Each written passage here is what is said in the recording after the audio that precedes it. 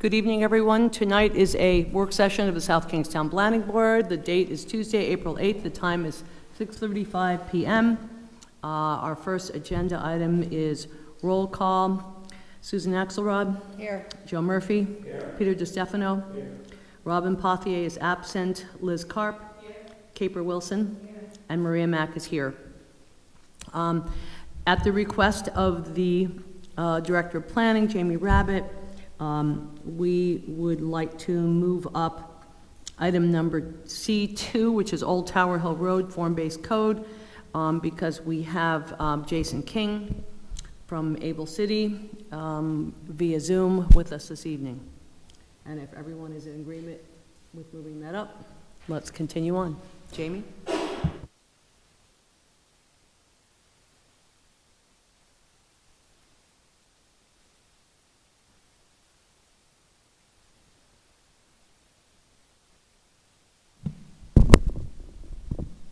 Well, good evening. Thank you all for having me.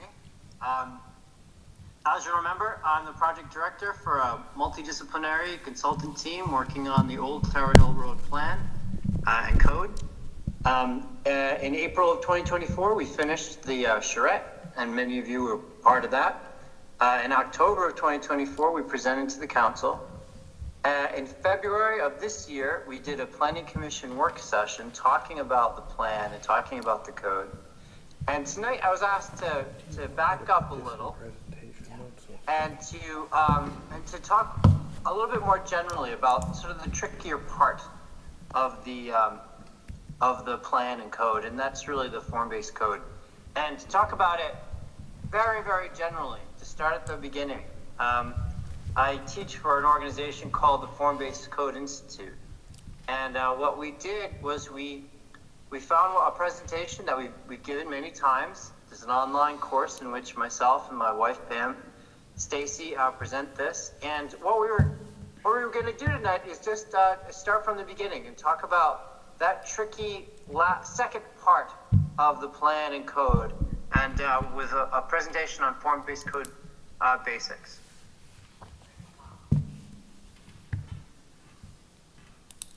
So if that makes sense to everybody, then I'll proceed. Certainly. I think Thanks, it makes Jason. sense. Jason, thank you. Good. All right. Terrific. So this is just about, let's hold ourselves here to 15 or 20 minutes. And then that way we'll have time for Q&A. So we're talking about form-based codes. The reason we have form-based codes, the reason you have it at the end of your plan is because the form-based codes seek to correct problems with zoning. And so as part of our course, we talk about how when we used to plan places, and we used to design every part of it, the streets, the public spaces, we'd put prominent buildings in important locations. We talk about how, in a lot of ways, the plan, Pierre L'Enfant's plan for Washington, D.C., with its level of detail, is very much a form-based code. He talked about buildings' relationship to the streets, buildings' relationships to the public spaces. There are places that people really like historically in the United States were built a different way. And so places like Savannah, for instance, the places that we visit, or even downtown Wakefield, they were built under a different system. What started to happen is that the birth of a modern zoning came with the Industrial Revolution, and it came with workplaces of a kind, the mills that would be located within cities. So this is an actual picture from England, and you can see the factories of a factory town, right? There's these large smokestacks right next to houses, and even then they knew that this wasn't healthy and that something had to be done. And so then began an era of regulation, which was intended to separate uses. And it brought us to the modern zoning map. So this isn't South Kingston's map. In fact, we'll do this whole presentation without pictures of South Kingston. But this is what just about every zoning map looks like in the country right now. It's yellow for residential, it's red for commercial. Everything is separated. And the problem with this is that everything requires a drive. So we used to build complete, compact, connected places with civic buildings, for instance, on public greens with prominent ceremonial positions. We used to integrate things in a way that people could walk.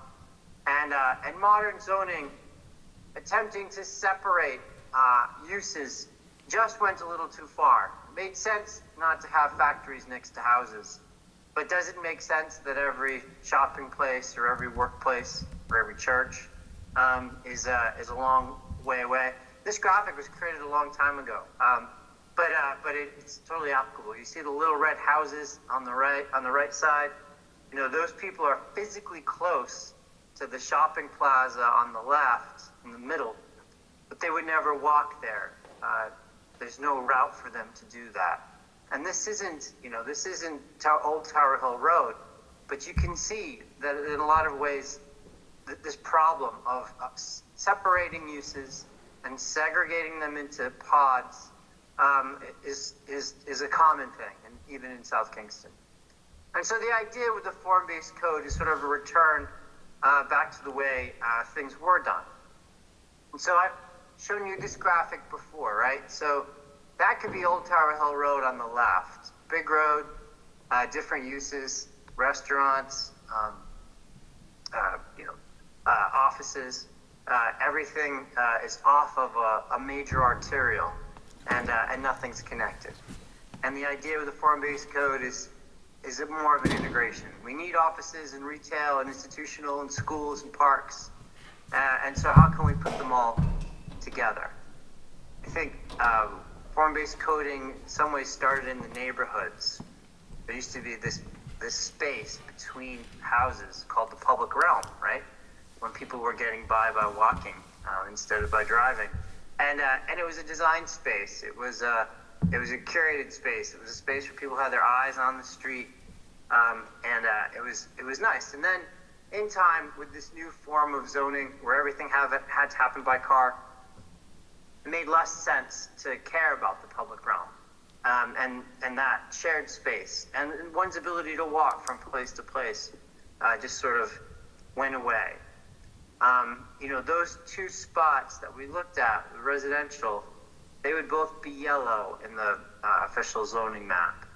And then if we looked at the red, the commercial areas, it could be this, and this is obviously not Rhode Island, but, or it could be this. And those red zoning maps, there's no predictability, there's no requirement that things be great, you just have to get lucky with a certain developer. And all kinds of different places are created in which segregation of uses, even in large cities, became dominant. So when we talk about form-based codes, we talk about it helping us to emulate the places you admire and avoid replicating the ones that you don't. Form-based codes, unlike zoning, are usually developed under an open participatory public process. Just makes sense, just in keeping with our age. This is a project done long ago in El Paso, Texas, and you can recognize the sort of involved public process, the maps, the red and green dot exercises that we used when we worked on the plan and the code in South Kingston. So form-based codes are based on a community-generated vision. So in El Paso, there's a place that looks like this. This is Cincinnati Avenue. This is their main street. And our visualizations, imagined a better place, places with more shade, places where the pedestrian were safe, places with architecture that better front public space. And what you do in master planning, what we have in the first part of the Old Tower Hill Road plan, is we have this kind of thing. We have illustrations of that rendering everybody likes. Well, what physically would that look like on the ground, right? We have an illustrative master plan. And the job of the form-based code is to you can stop there, and this provides some guidance to developers coming in. But often those visions that people like are actually illegal under the current regulations, and it's a lot to ask a developer to have to, invent a new regulatory scheme for themselves. What form-based codes do is they create these things called regulating plans, and this is completely different. This is from a new neighborhood in Flagstaff, Arizona. But if you look closely, you see a lot of the same colors and a lot of the same ideas from the regulating plan that's in the back of your plan. The idea is, instead of everything kind of being piecemeal and willy-nilly, what a developer likes is certainty. So those zones, those colors translate to very specific physical outcomes. Now that's greenfield. That's a new community. Form-based codes are used now to facilitate infill development, probably even more than they're used for new communities. And what does that mean? This is another old drawing, but it just works really well. This could be Kingstown Road in certain spots. And under the current regulations, we've talked about this before, you only allowed 30% lot coverage. You're only able to develop on 1/3 of the site. Well, form-based codes ask for things. They ask for a public realm. They ask for complete streets. They ask for parks. And then they give things. They give more density. As long as you're able to find a place to park, and it allows often structured parking, it lowers parking requirements. As long as the private sector is effectively able to park their site themselves, we're increasing the amount of area they can build on from, let's say, 30% to 60% or 70%. And that lets a place evolve and it lets a place change, right? So first, the formula is that private investment follows public. In places where there's no growth happening, like parts of Arkansas, sometimes it takes a good street first. We're relying upon the town or the city to do that. And South Kingstown is probably less the case. South Kingstown is a much stronger market. So sometimes it takes public investment to spur private investment. And then private investment following the code, one step at a time, creates these outdoor rooms of shared activity. And then it talks about the design of the street itself. So that's the thing. It's sort of the DNA that builds a place. If you're using one operating system, you get to mix it metaphors. If you use one genetic code, it results in one animal. If you use another genetic code, then it results in a different outcome. Right? One of the things that form-based codes do is they regulate the form of right-of-ways. So this is a very simple graphic, but it shows a street. And it says the space in between buildings is a public space. It's the shared space. And it's also very concerned with the transition, with how I say those buildings front that public space. It's almost a semi-private area where the porches are, or the arcades, or the colonnades. So the form-based code gets into that. It's a lot less concerned. This is the key thing. A lot less concerned with what happens away from the roadway. Right? So when we talk about predictability and we talk about form and we talk about design, and it gets scary for landowners, understandably, remember, we're only really worried about that yellow area. And we're allowing a lot more to happen in the blue area. Form-based code add design to density. So it's a tool used for when places are going to densify, when people are looking to build. And it adds form. So right now, and I think I've showed you this before, right now your current land development regulations are concerned with form, use, and administration. So form is setbacks and bulk regulations, and use is that use table. This is what's allowed in C1, this is allowed in C2. And administration, the process by which one gets a building permit. And today, the code is still very much concerned, and there's been a lot of code reform in South Kingston, don't get me wrong. But in our area, right, in the highway commercial area, it's still very much concerned with use, with separating things. And in the future, the concern would be much more for form, although we still don't want the big, huge factories with smokestacks, right? So just a little bit longer here. With conventional zoning, if you look on the map on the left, which looks like your zoning map, the streets are all white. The right-of-way is all white. It's sort of unregulated, unplanned. And there's other ways to plan streets. There's master thoroughfare plans, there's bike and pedestrian plans. But what a form-based code will do is try to integrate land use with transportation. So a form-based code has street sections, see. In conventional zoning, there's these abstract formulas like floor area ratio, and the buildings can kind of be sort of random. As long as the buildings are not within the setbacks, that's usually all that's really asked of them. Everything's fine. But then that produces these boxes in the middle of parking lots. A form-based code is much more concerned with how the building is designed. So you see a page on the right. This is similar to the kind of graphics that we have in the back of the old Tower Hill Road plan.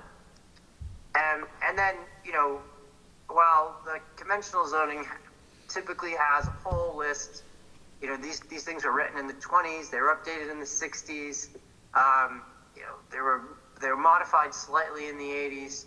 What you often see is a whole list of land uses which are really irrelevant today. What we try to do with the use table is we try to simplify and focus more on how that building presents itself to the street. So while conventional zoning has just very large masses of color, this is all residential, that's all commercial. Farm-based code is much more intricate. It's much more parcel-based. It's based upon the 5-minute walk. Maybe if we're able to mix uses enough, people will be able to walk to satisfy some of their weekly needs, or maybe even in some cases their daily needs. We're trying to. Form-based codes are very much concerned with creating green space. So one of our recommendations is that your commercial zoning effectively have 5% up to a 20% open space. In order to do that, in order to take area out of the equation and revegetate it, you're building densely in certain areas.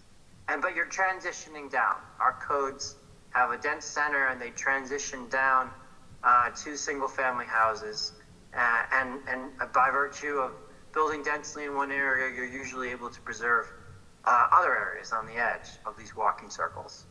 But just a couple more. Form-based codes are hopefully easy to navigate. They usually involve illustrators. They usually a high degree of graphic design, right? Instead of just pages of text, in order to kind of foster a predictable built result. It is important with form-based codes because we're changing the way a place looks. We're changing property values potentially.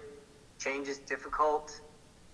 So form-based codes need to be created as part of a conversation with municipalities and with stakeholders. So this was a long time ago, and I was much younger, but these conversations are on the table, in this case with the city manager and 2 elected officials and the Department of Public Works and our planner, and there's a business owner. Anyway, these conversations are important in order so that way everybody's on board for this step forward. And then we haven't talked about this yet. Form-based codes can cover an entire jurisdiction. So they need to be written such that it allows for the future geographic expansion. And so in Flagstaff, Arizona, for instance, we'll take a look at this graphic. We started off with I guess it'll come up in just a second. There we go. We did a form-based code for a new community. And people liked the way it worked. A walkable mixed-use district.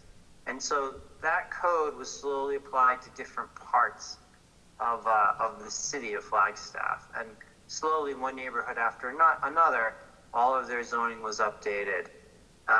It's sort of interesting here, the convention, the form-based codes used to be a gradation of purples.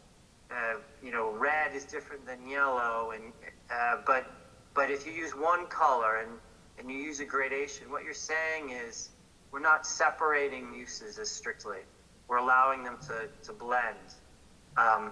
Although, in the end, monochromatic zoning maps are too hard to read, and especially when they're Xeroxed. And so, now we tend not to use very slight and subtle gradations of purple. Just one more bit, perhaps. I was looking back at our work that we've been doing, and I used to work for a company of 18 years, Dover Coal and Partners. I was vice president, the first principal. And we did a code similar to the code that I wrote at South Kingston, right? This is 10 years ago for the town of Schodack in New York, upstate New York. And one of the things about form-based coding is, or like any zoning or any urban planning, is it takes a long time before you see outcomes. So, I went back to look at that Schodack, New York, and to see what came of the form-based code, what came out of it. At first, it's worth noting that the plan for Schodack was created very similar to South Kingstown, right? These pictures are lower quality. This was 10 years ago. But it's the same idea. If you remember, we were at the school, we were in the gymnasium, and people were drawing on maps, and they were telling us their ideas. Similar to Schodack, New York, certain ideas emerged, right? That things should be more pedestrian oriented, that there should be mixed use development, but the scale should be appropriate. This thing that we've been doing with code reform, it's applicable in many different places. And if you ask people what the problems are with their current built environment, you get a lot of the same answers. And so, just like in South Kingstown, this is, we did an illustrative master plan there, and in Schodack, this is the next,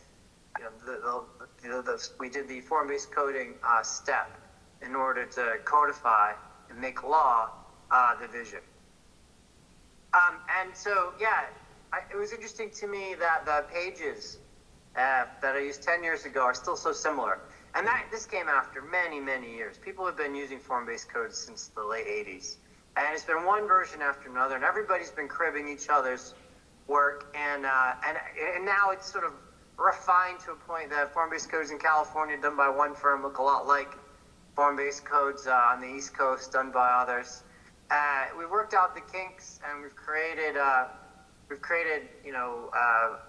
graphically interesting but clear codes.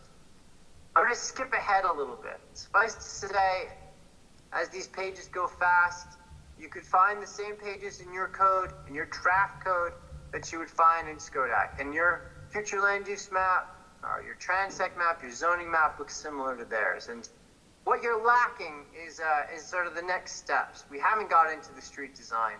We haven't got into a lot of the specifics. But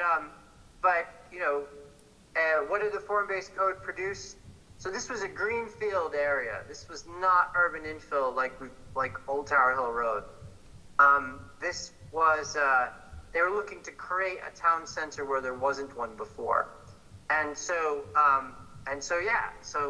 this looks like it's been there for a long time, but it's brand new. It's a multi-story mixed-use building, storefronts on the bottom, residential. Then there's offices on the second floor, and then there's residential on the third. And it's a high-quality public realm. It's, in this case, arcades, sheltering the pedestrian. It's very quiet compared to Old Tower Hill Road, but nevertheless, people were happy with the result. The big part of this code was the residential neighborhoods. And there's still, it's 10 years later, it's still not complete. There's still big green expanses of wildflower areas. But for the most part, the code's done a great job building a new front porch community. And it's done a good job. We identified sort of the historic styles that people liked, and codified those. It's a successful new center. And it's not all just large houses.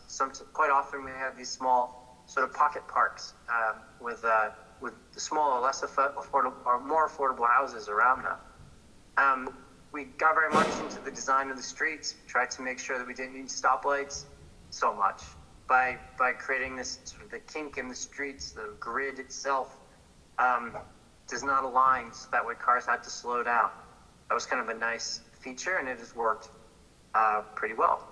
And the public realm itself, this picture kind of sums it up. We've got planting strips, we've got sidewalks, and we've got these porches that are shared by the community, from which you can have a conversation with your neighbors.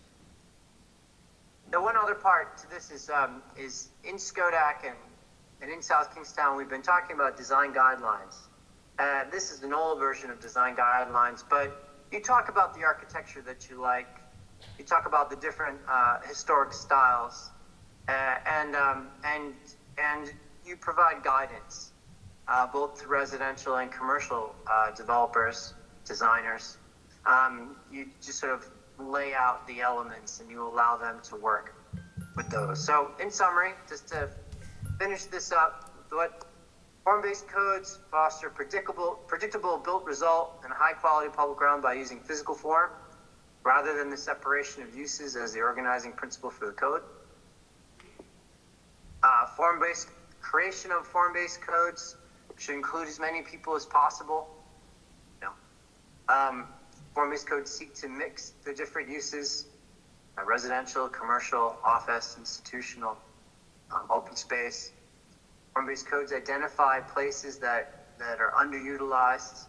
One-story environments make less sense now, land values being so high. So form-based codes find space and then allow a diverse mix of different uses. So in this picture from Glenwood Park in Atlanta, where we did the design and we did the code, you can see, just by the buildings, just by the shape of the buildings, there's a lot of different things happening within a short walk, within even sight of each other. It's just the way that the places used to be built. And importantly, the form-based codes should be simplifying the regulations. It should be making clear how one gets that building permit. Well, there we are. That's just a quick look at form-based codes. And I'm available to answer any questions. We could even bring up previous presentations and answer questions directed at the work product that you all have in front of yourselves. Thank you, Jason. Thanks, Jason. Does anyone have any initial questions for Jason? That was excellent. Okay, Yes. you did such a Very good nice. job that no one has a single question. Unusual silence for this group, That was yes. really good. Jamie, did you? No, I think, just to bring everybody up to speed, that we are working with Able City East on an amendment to the prior scope to enter into a contractual arrangement to finalize some street design, design guidelines, and take it from a 75% rough draft of the form-based code to a more tailored version specific to South Kingstown, and as it relates to, streetscape, building forms, and architecture, which is an eclectic mix in town. So we have some things to do there. We hope in the next 2 to 3 weeks to finalize that scope and get it before town council for action to move into the second phase of this project. Thanks, Jamie. So can you just further explain procedurally, has the town council already agreed to an extension of the contract in 2 to 3 weeks? Does that mean that Jason will be able to begin this last portion of it and the time frame for all of that, because we feel, at least I feel like we've been in limbo for a little while and would like to get things moving and certainly express to the council our support for moving this forward. Again, we were managing some budget issues between 2 fiscal years. Our second phase of our budgeting is moving forward, so we have no issues as a department moving forward with an amendment. Again, we're working on finalizing scope and deliverables. We would probably have that for the, not this upcoming council meeting, which is a week from this past Monday, but the following council meeting in 3 weeks. And then Jason, Pam, and his team would move forward with the scope. We're looking at in the range of a 4-month kind of deliverable to the council, and then if there were any delays, it would potentially be at the council level with regards with workshops, adoptions, and questioning. And can you explain what delays at the council level, what do you mean? Well, a lot of, there may be a number of questions. I want to say, we'll back up for a second. You know, in a perfect world, and you've heard me use this phrase before, in a perfect world that I'm constantly reminded does not exist, there's one track where you do the work with the consultant, planning board's happy, they want to move it forward to the council, it goes to the council, there are no questions, and there's adoption. That is probably extremely optimistic, that is how simplified the process is, versus you're going to work on the form-based code, councils want to know an explanation of it, the implications of it, the ramifications. What if we turn left versus right? What if we don't turn completely left and only partially right? That's where potentially you could necessitate a workshop or a back and forth with the consultant to get the final product. And that's where I was concerned we could bog down. So I've been working with both Pam and Jason as our consulting team to try and refine that scope with a deliverable that they can control versus an outside force controller.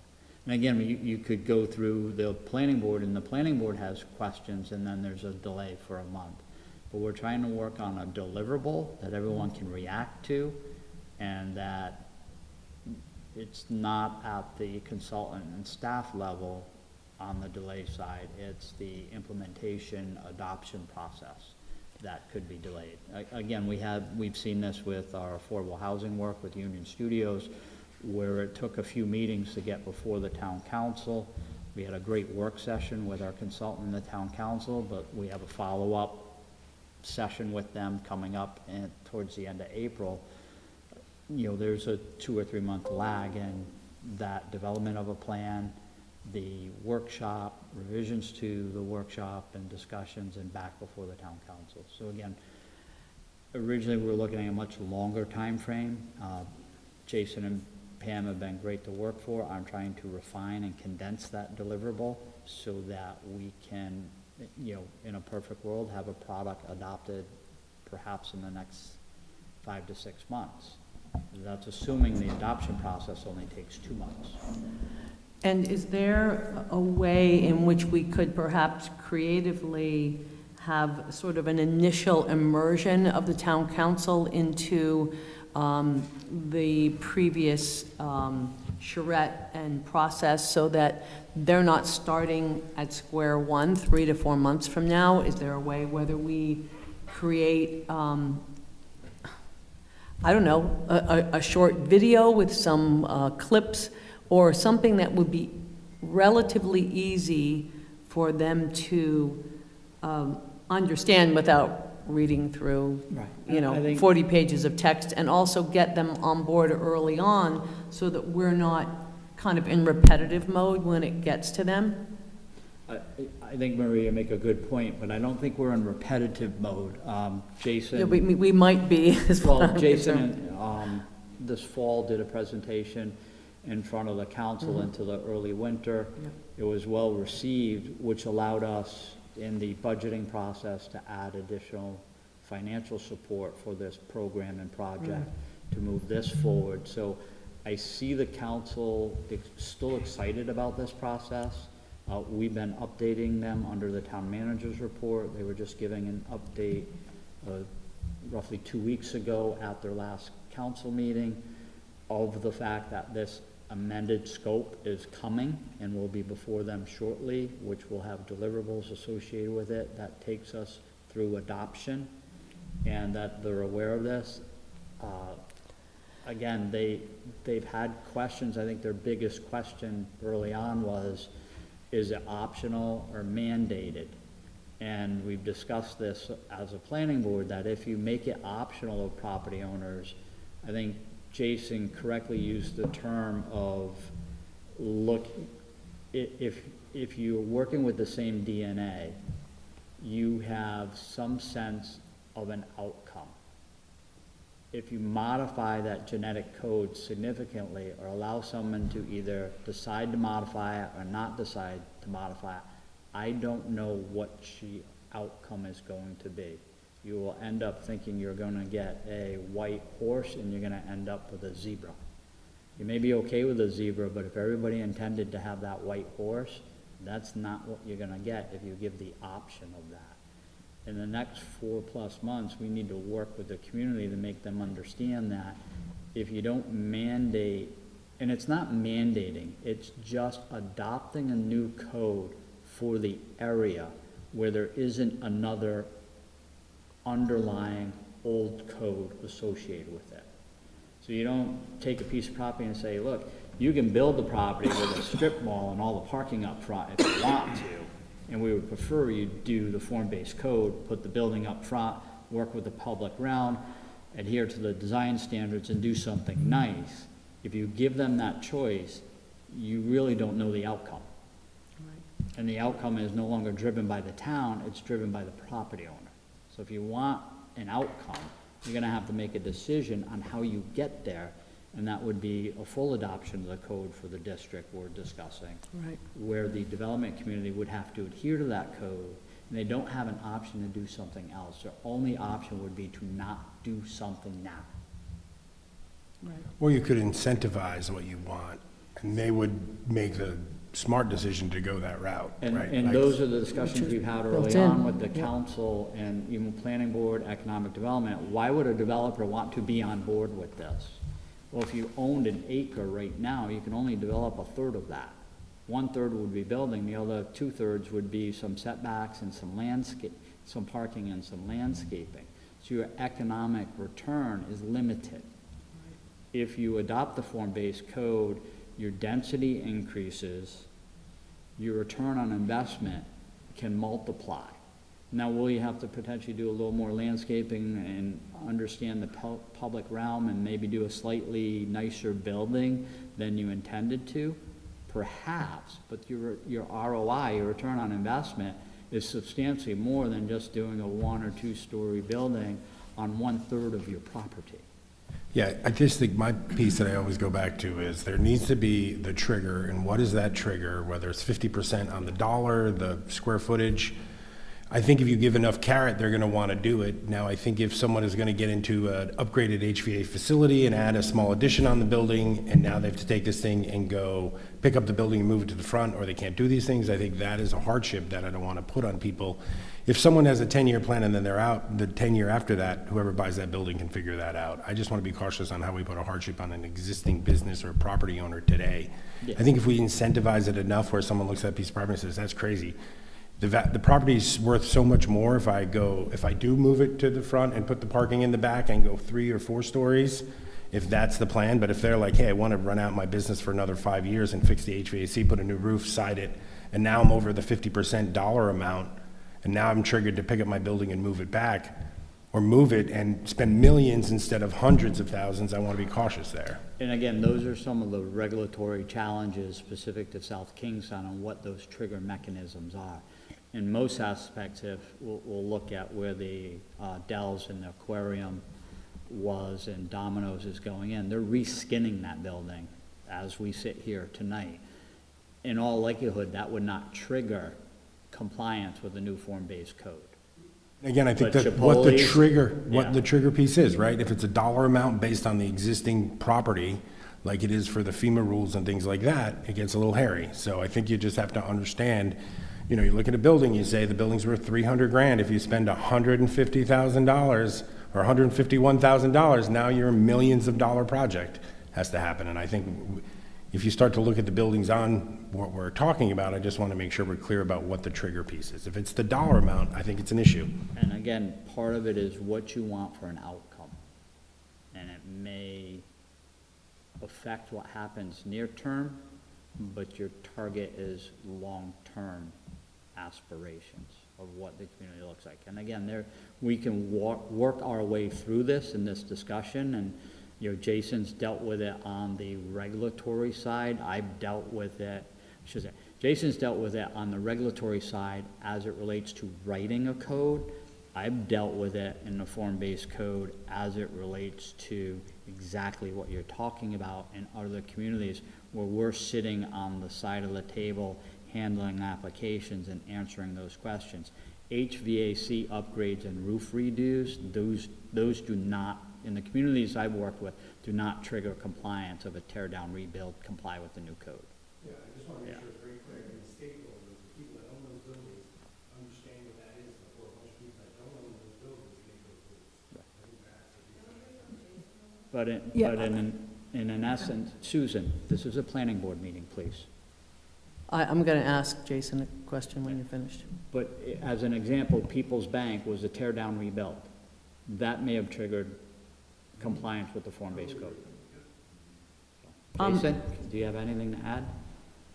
Jason, can you explain No, how that's you exact- work with the Daedalus Group, with looking at the economics of this?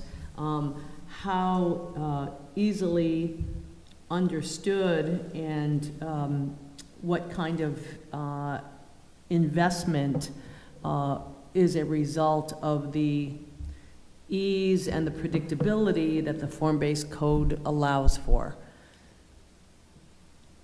What is the, how do you kind of translate that vision and investment potential to folks, and how difficult is it to do so? Yeah, good question. You know, I think what I've talked about doing with Jamie is case studies. So let's look, as part of this next phase, right? Let's look at specific sites, you know, and let's look at that substantial improvement threshold. Let's make sure that we're not freezing things in time because people are afraid of triggering the form-based code. You know, let's make sure that we're capturing, really, there's only a certain number of sites in our study area. I think with case studies, we can pick like a typical example, you know, low-level investment, medium-level investment, high-level of investment, and we can make sure that there isn't the unintended consequences.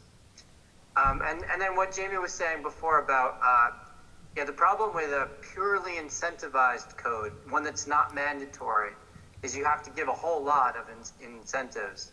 So in our form-based codes in places like Texas or Florida, we'll give them an extra 2 floors or an extra 3 floors if they build according to the form-based code. But that's not South Kingstown, right? That's not South County. We don't want towering structures. So that main carrot that we would have, you know, multiple extra floors, isn't something we want to give away. We'd lose our community character. That's why a mandatory code probably makes the most sense. So, in answer to your question, we need case studies in order to flesh out the substantial improvement threshold, make sure there's no unintended consequences, and a required code would probably be better than an incentivized one, because no one wants to see a lot of height. Other thoughts or questions? Liz? I'm just curious, we just bounced around a lot of ideas. What is the format of the deliverables in this next phase?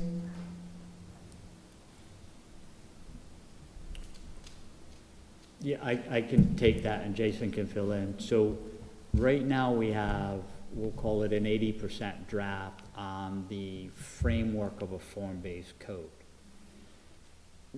to Jason's point, that code needs to be tested.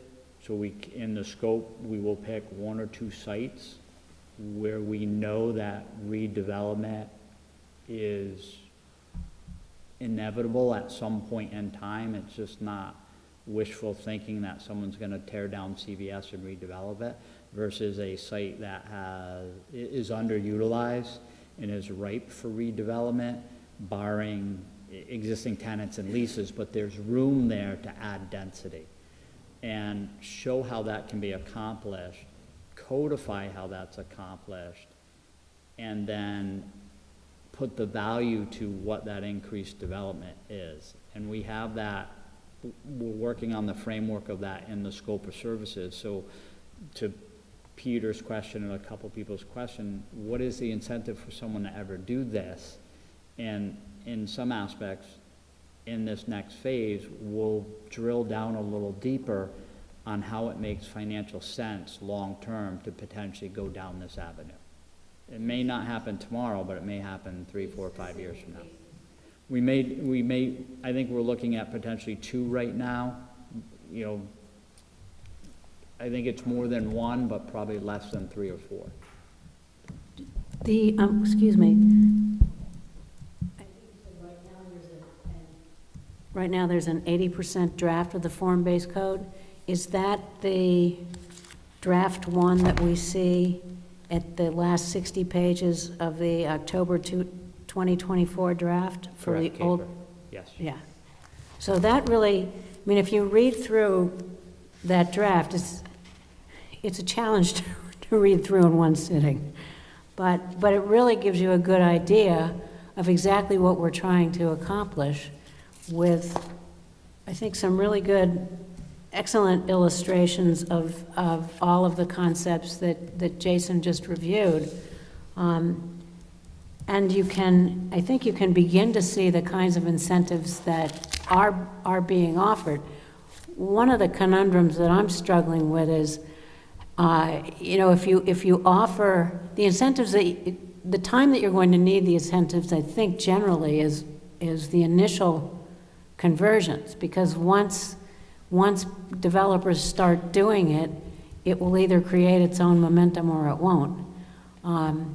But if you offer too big an incentive at the beginning, doesn't that, then you're stuck with that size incentive. So are there ways that you can jumpstart a project that you're not obligated to continue, and working that through without hitting jealousy is kind of a trick too. So I don't know what, Jason, I don't know what your experience has been in other communities, or if that's not even a problem.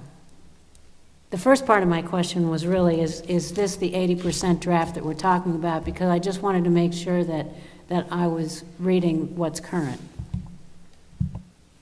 So Jason, did you understand we'll say the second part of that and I think I do with regards to incentivizing.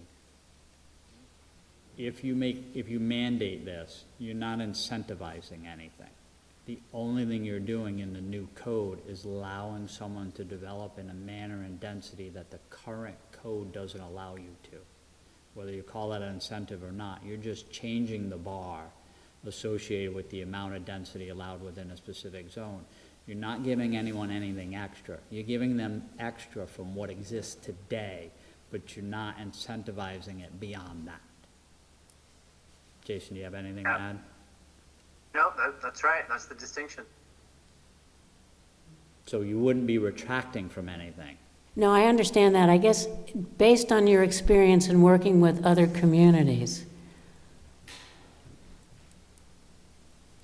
are additional incentives, what's the efficacy of providing additional incentives?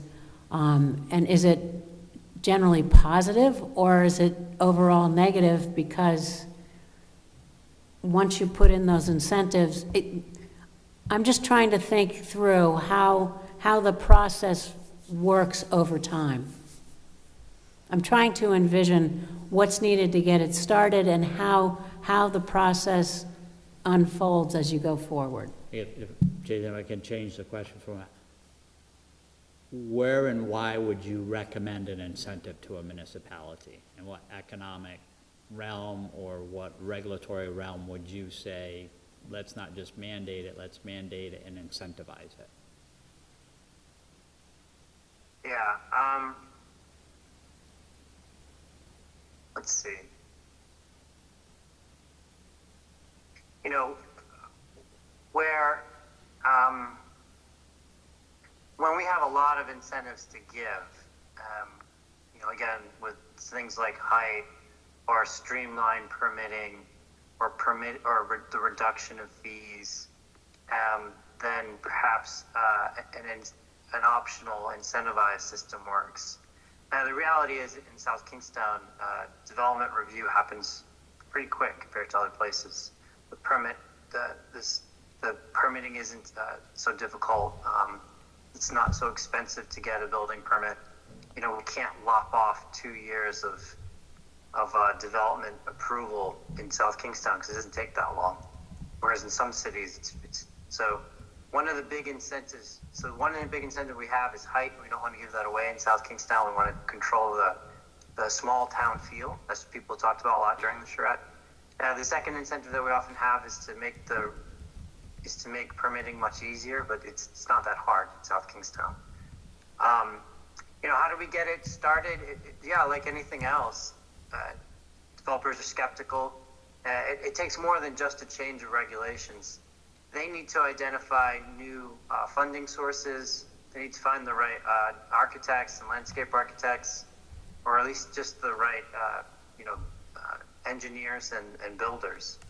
So usually what will happen is one very motivated property owner and developer will figure that out. Like it's called like the supply chain. They'll figure out how to get the thing built, and then everyone else uses their same contractors, and then things start to move more quickly. What about, I mean, the plan we're looking at has more mixed use. I mean, there is additional density, but there's also change of use potential. I mean, Yes, that's isn't right. that expansion of use a major incentive so that you're being able to bring in residential with some fair degree of density into? Yeah, I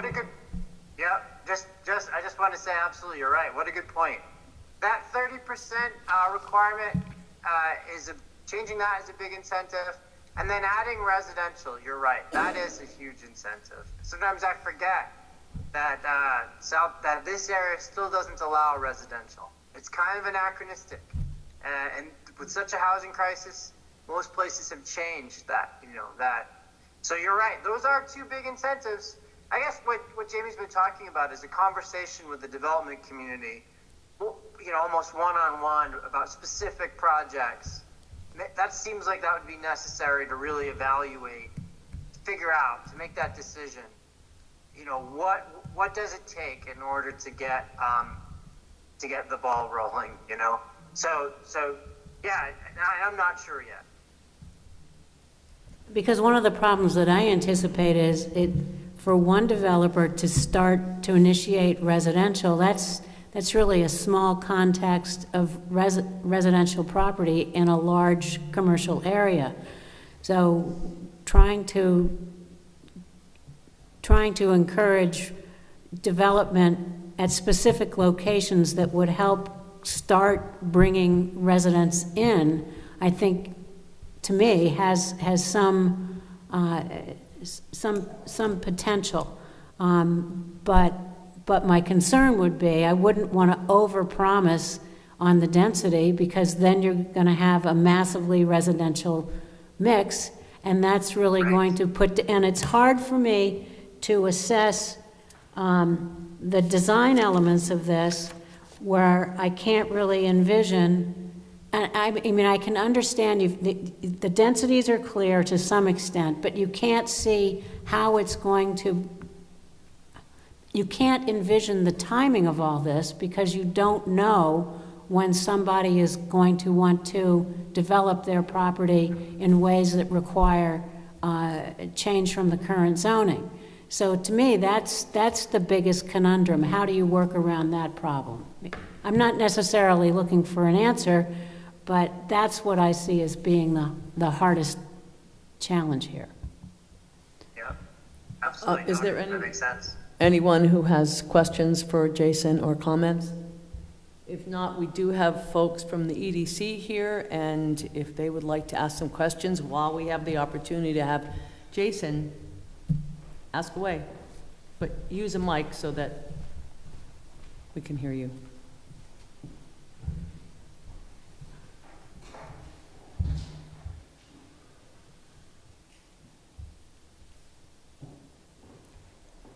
Thanks, Brian.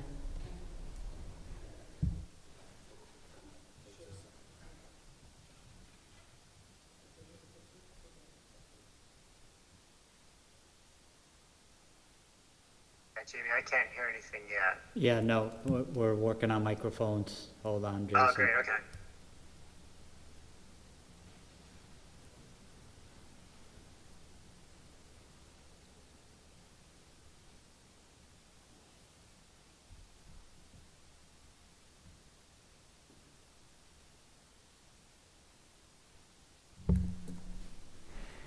Okay. Ooh. I guess it works. I have a small question, Jason, which is, the last time you were here with the planning board, you showed a slide that gave the planning board 5 options. Susan, just state your name so that... Oh, sorry. I'm Susan Marcus, and I'm on the EDC. Okay, so the last set of slides you showed us had a slide in which I think you had 5 considerations you wanted the planning board to address so that they could pass your work. The date I know from the document is January 24th. Pass the whole project over to the town council. I just would like to know again what those 5 things were. That's just the simple question. And you could send me that as an email or whatever you want. But the other thing I wanted to say is that our contribution as the EDC to this town-wide project is that we think we can help with this case study business that you've been talking about, because we, years ago, went out to the community property owners in that region, and we asked them to tell us what they wanted. And they told us what they wanted, and they told us what they wanted is pretty much what you have provided. They wanted the ability to have mixed use, they wanted a more walkable community, they wanted some shade, they wanted to be less ugly. They had a whole bunch of things they wanted, but they said they can't do any of those things because they're not permitted under the current zoning. So I just wanted to be clear here that I think what the EDC feels, the place in which it thinks it could be helpful is when you are working on these case studies. This is exactly what we had in mind, that you might pick 1 or 2 sites, 1 or 2 property owners who would be interested, and then work with them rather more closely to develop something that would help the town council and the community appreciate what the potentials are here. So it's not really a question. I just wanted mostly to put down the marker that this is where the EDC feels it could be particularly helpful, and we hope you will turn to us and involve us in that phase.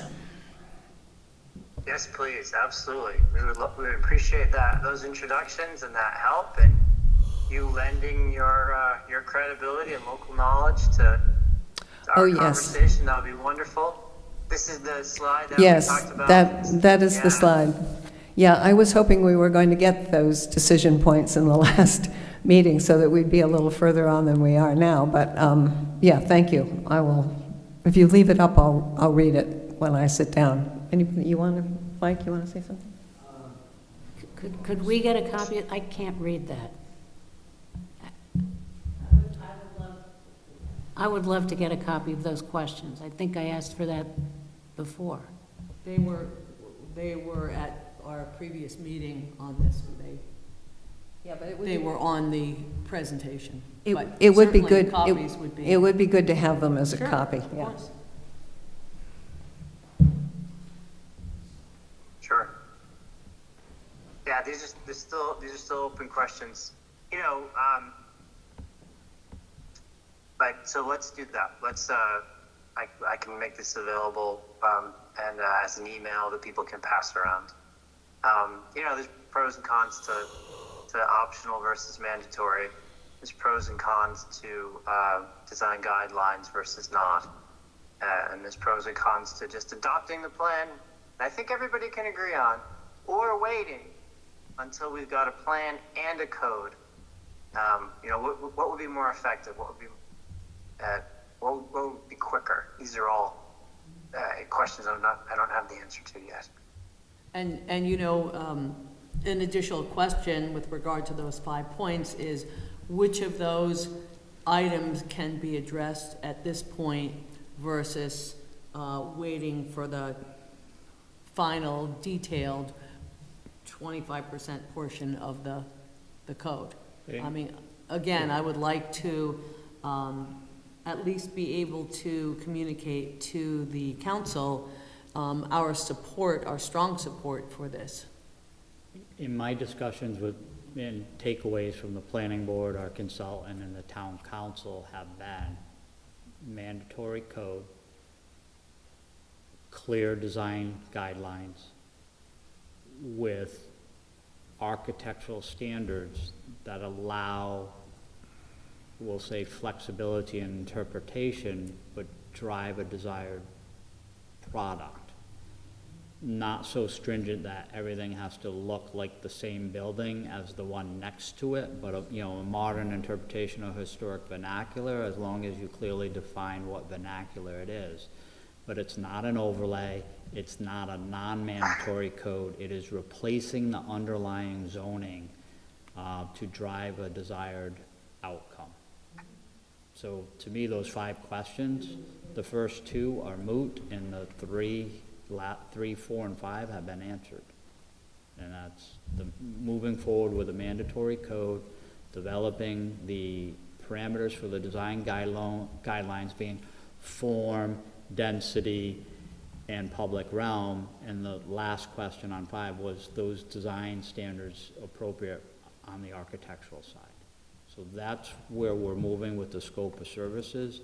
With regards to working with the property owners, I've been asking for 5 years for the names of the property owners that are interested in. I've had one property owner approach me in 5 years personally. I've had one other through a representative, but EDC has not given the planning department your list of people who want to work with the town. I'm sure they can move.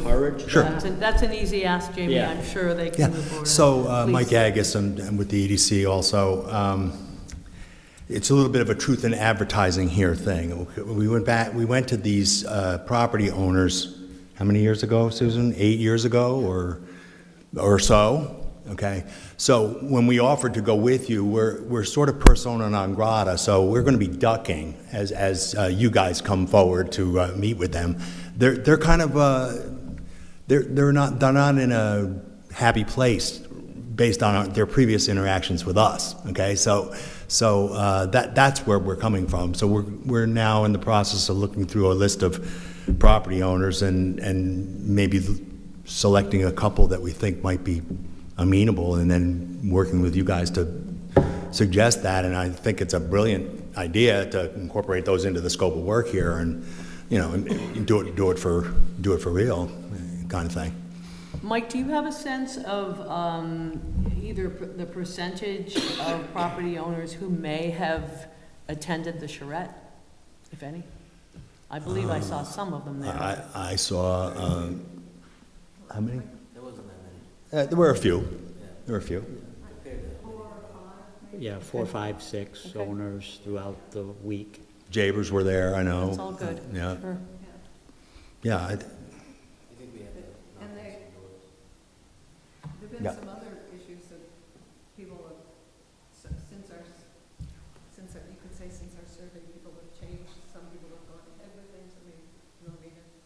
Oh,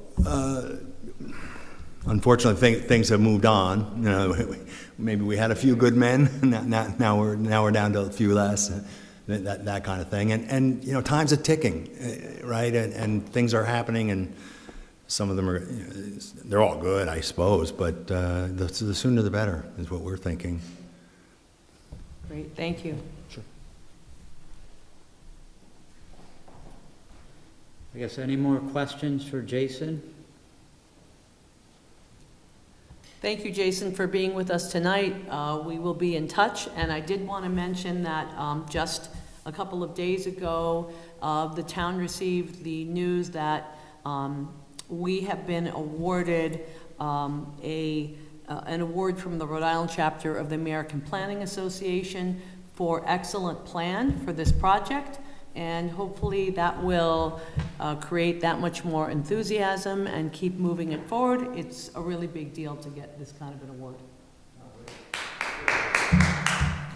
Yeah, congratulations. Only 1 in 30 applicants were considered. I mean, it's a credit to you all, to the public participation that you brought. So it's a complete honor, and we're so happy to be part of the South Kingstown story. And this is just a great new, a new thing. You know, we're trying to change the world, but it is so nice when the professional planners in the state recognize that you've done something. You created a document which is exceptional. Thank you all for helping me Thanks, get there. Jason, for your part as well. Yeah. Again, thank you, Jason. So excited. Yeah. Thank you to Pam and your team. We'll touch base on the scope. I got the email earlier this afternoon, so I'll go through that, and we'll be in touch soon. Thank you all. Have a good night. Great, thanks. Let's move back to our item C1, which is training opportunities. Andy, do you want to talk about that? I know that there was a second training today. Robin was one of the folks participating in it from the planning board, and it was designed for planning boards, zoning boards, and historic district commissions. A lot of the information was about legislation that passed in the previous, the previous session. Which Andy has gone over most of that, but of course there's more to come, which I guess we will talk about in the update on legal issues. But Andy, do you have a sense of training opportunities coming up? I know that Nancy Hess said they would have an in-person, larger training in late summer, early fall, but beyond Right. that. And of course, we appreciate that you have done customized training for us as well. Right. Yeah, no, I mean, what they've done is they have created this module, the 1 hour, you're required after the initial 3-hour training, you need to have 1 hour per year. In addition, also for planning board members, you need the coastal resiliency stuff, but that's available online. But yeah, they're giving, it seems, at least about once a month, they're doing the 1 hour update, and they've actually got a lunchtime thing. Apparently, something surveys, people said, yeah, midday would be a good time for the hour. So I think this is the second or third one of those that they've done. But yes, I've reviewed the material. In fact, I've reviewed the material. Some of the materials come from Amy and myself. It's basically an update. I mean, that's the idea. It's like planning board members should be current on what the law is. The law is changing very fast around here. So most of that hour update is the 23 and 24 changes to the law. I do think there'll be, as you said, there'll be something in person, be more in depth. It's not going to be the same as last fall's thing about the comp plan thing. We're going to be trying something different. I don't know what it's yet going to be or when it's going to be, but there'll be something different in person. Great, thank you. Jamie, would you like to talk about? Also, are they members? Are they, we've got the planning boards as should be, members I of APA, of Rhode Island APA, right? Yes. So, the Southern New England Planning Conference is going to be in Newport this year. And it is sometime in November. Hang on, I can give you the exact dates here. Beginning And of- this is an annual conference that involves Mass, Connecticut, Rhode Island. It's often in West Springfield or Worcester, so. Or New Haven. Right, so everyone's delighted that it's going to be in Newport. And Well, this- when it's in Rhode Island, it's usually in Providence, so. Right, so- exactly, so this is such a great opportunity for Yeah. everyone. So it's going to be the 6th and the 7th of November. That's a Thursday and Friday. I know it's November, but that's the only way to get the rates at all affordable in Newport. But it's convenient enough, you don't need to pay for a hotel room. So just be on the lookout for that, keep that in mind. There'll probably be lots of good opportunities there. And it's good, too, because you're not just listening to the same people. The people from Mass and Connecticut, you get a different point of view, although they're dealing with many of the same problems. I mean, Mass is definitely the same with the transit and the housing and stuff. Connecticut's a little bit different, but they're still dealing with those same issues. So it's nice to hear different people, perspectives on it. The second educational opportunity, a few weeks ago, I sent everyone an email regarding the Congress of New Urbanism, CNU 23, that's being held in Providence, Rhode Island in middle of June.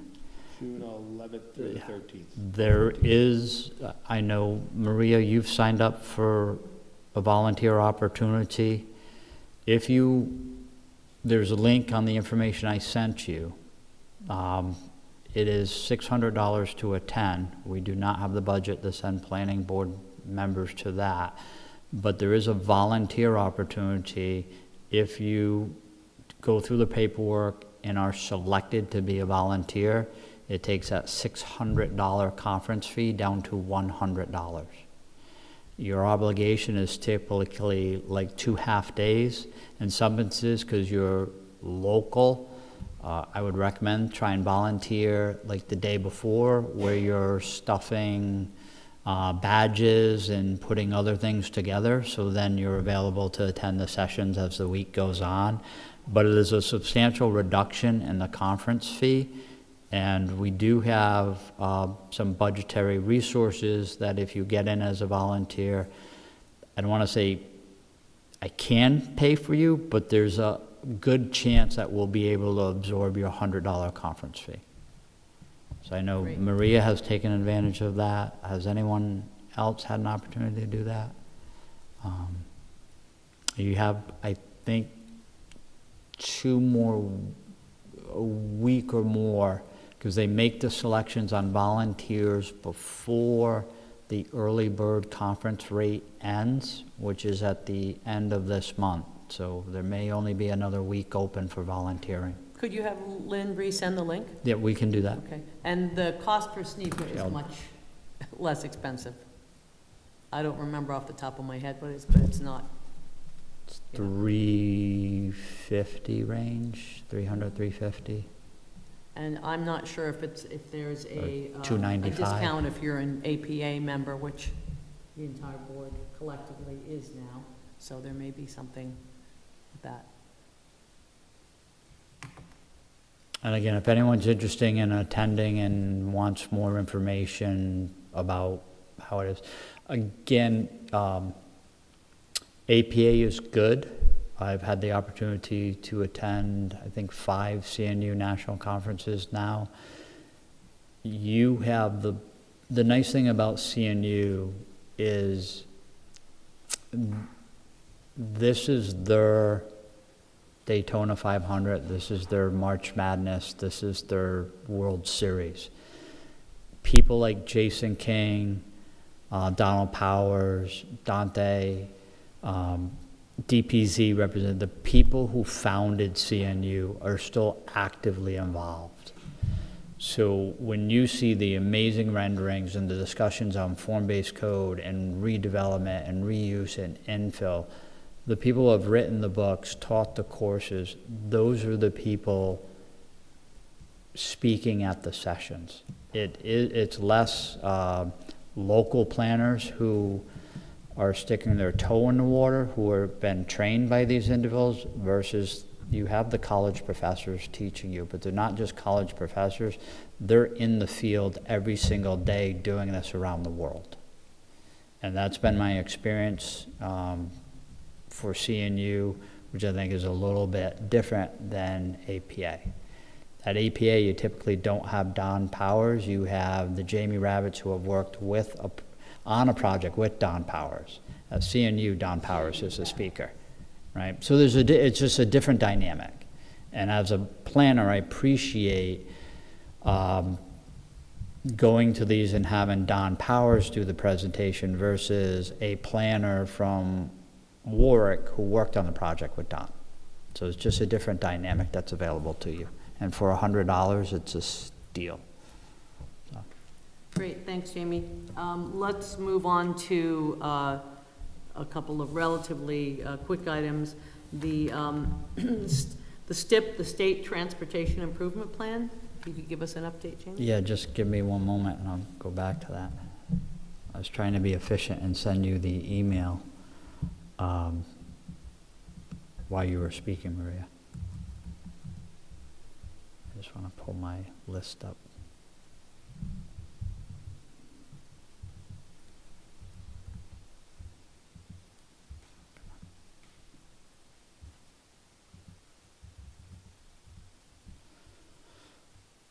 So again, people may not, we use acronyms all the time, but STIP stands for State Traffic Improvement Plan.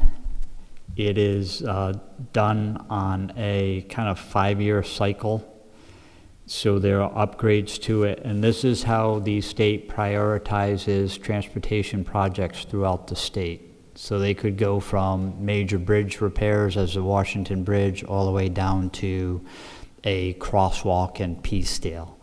So we have a number of projects already on the list. Route 138, reconstruction and rebuild from 108 all the way out to past West Kingstown and the bridge at Fairgrounds Road, to other projects on 108, to some bridge repair within the community. But some of the things we were adding or requesting that be added to the STIP, which makes us eligible and hopefully prioritized over time, is the redo of Main Street and High Street specific to Ben Robinson Square that we worked on with Weston and Sampson as part of our ARPA study.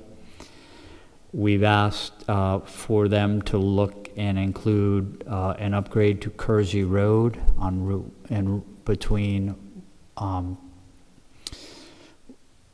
in essence 108 and 108 again. Kersey Road's the cut through on that. It's a local road, but we think it's important because it's a kind of a cut, even though it's not classified as a state road, it functions in some aspects as a cut through between two state roads. And we've asked for potential alignment, intersection, crosswalk, sidewalk improvements there. We've asked for a bridge, Silver Lake Avenue, to be put back on the STIP. It used to be on the STIP. For some reason in the last 4 or 5 years it's been removed. And we're just asking that it be put back on. It gives us a better avenue for state and federal funding. We're asking for a upgrade and redesign of Main Street all the way from Pond to Old Tower Hill Road, be added to the STIP. Sidewalks, crosswalks, bump outs, traffic calming, intersection realignment as part of a bigger picture beyond just High Street and Main Street. We've asked for potential upgrades in Peacedale associated with the roundabout, bike trail, crosswalks, traffic calming. And also we've asked for a study and analysis of the road section between North Road and Kingston Road, Columbia and Kingston Road, Spring Street and Kingston Road. In essence, the S-curves around the Peacedale Library and that whole alignment there, whether there should be realignments, traffic calming, traffic control being potential 3-way controlled stop versus through traffic in some of those intersections at this point in time. So those are the kind of 6 projects we're trying to move forward in the STIP this year. And Jamie, are those in order of priority? We have not prioritized those at this time. We will be working with RIDOT as we go through that. Alvides' office through RIDOT is in the process of meeting with 39 municipalities on the STIP. And I'm sure that everyone is aware of the chatter and concern about 108 as it goes through Peacedale and the library that is almost undrivable. And while it's evident that the town is doing repair work in terms of curbing and drainage, it is a state road, so. Yeah, and again, we're trying to look at this not just incrementally, but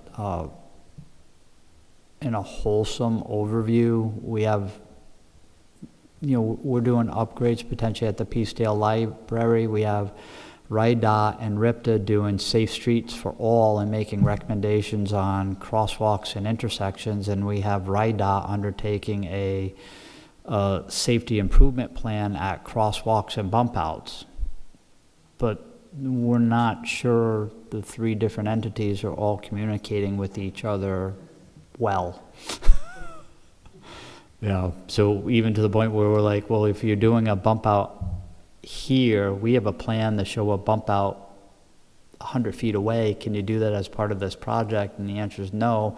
We're only doing upgrades to existing crosswalks. We won't add a new crosswalk or add a new bump out. No. So we're trying to work with RIDOT and RIPTA and Safe Streets for All planning, which will give us access to federal funds. Great. It's We're a trying. challenge and it's an important element in our comprehensive plan. Yeah. Comments from anybody? Questions? Joe? Jamie, I'm not sure how you came up with your projects, but have you given any thought to sidewalks over on 108? When Dollar General went in, I think we pushed pretty hard for some sidewalks there, but stretching that down to Curtis Corner. It's already in the STIP. That's in there? Yeah. It's a low priority, but it's in the STIP for upgrades to Route 108. Okay, well, that would be good. And then in the future, maybe if we could think about some type of conductivity to South County Commons, just that whole section, and make that more accessible from Wakefield to South County Commons. I know it's a little bit of a stretch, but... Yeah, the difficulty is that thing called a limited access highway that abuts the development in that area. And technically, I want to say I've read text, I don't want to say law, that bikes between, in essence, North Kingstown and as you come into South Kingstown are supposed to be prohibited on Route 1.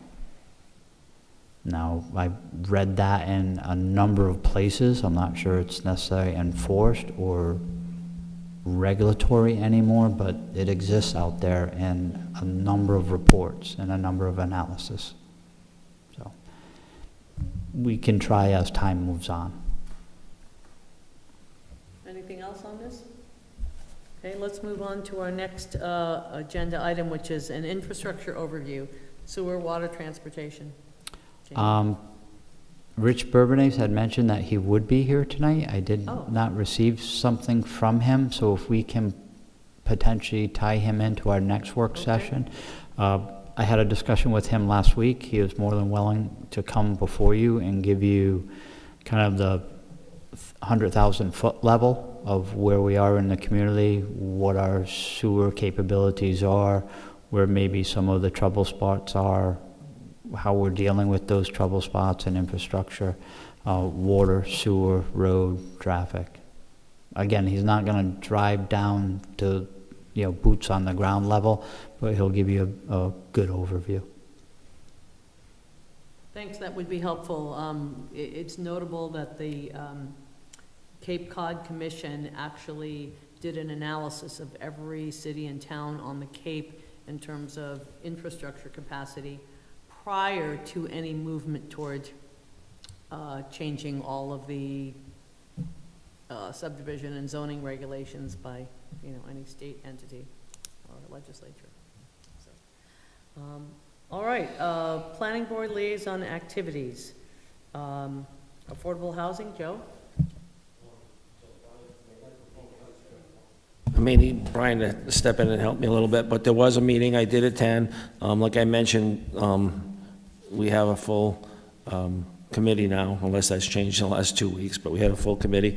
They spent most of the time discussing the comprehensive plan and the housing elements within the comprehensive plan, looking at what the goals and objectives are, trying to, I think, make sense, because sometimes it's maybe a little vague, and talked about things that they could possibly do for those elements within a comprehensive plan. But I don't think they came up with any definitive list or definitive actions, but I think that's going to lead into the maybe the next meeting and more discussion and hopefully an action list on what they're going to work on specifically towards the comprehensive plan. Yeah, I think that's pretty accurate, Joe. It's really sort of their first dive into the comprehensive plan, so they're absorbing a lot. And, as with other elements of the comprehensive plan, there are various action items that the volunteer boards are listed as being participants in working on, so I'll try and get them focused on those things. Sounds good, great. I have a brief report from the Scenic Stewardship Committee. The final plan has been, I believe, just as of today, been received by staff, and there will be a meeting in April or May of the committee to go over that and then make recommendations to the town council. And then the other thing I have is the landscape subcommittee has met, and the next meeting will be sometime in May, date to be determined, and hopefully everyone who attended sent some photos to Jamie on examples of good landscape design that they have seen.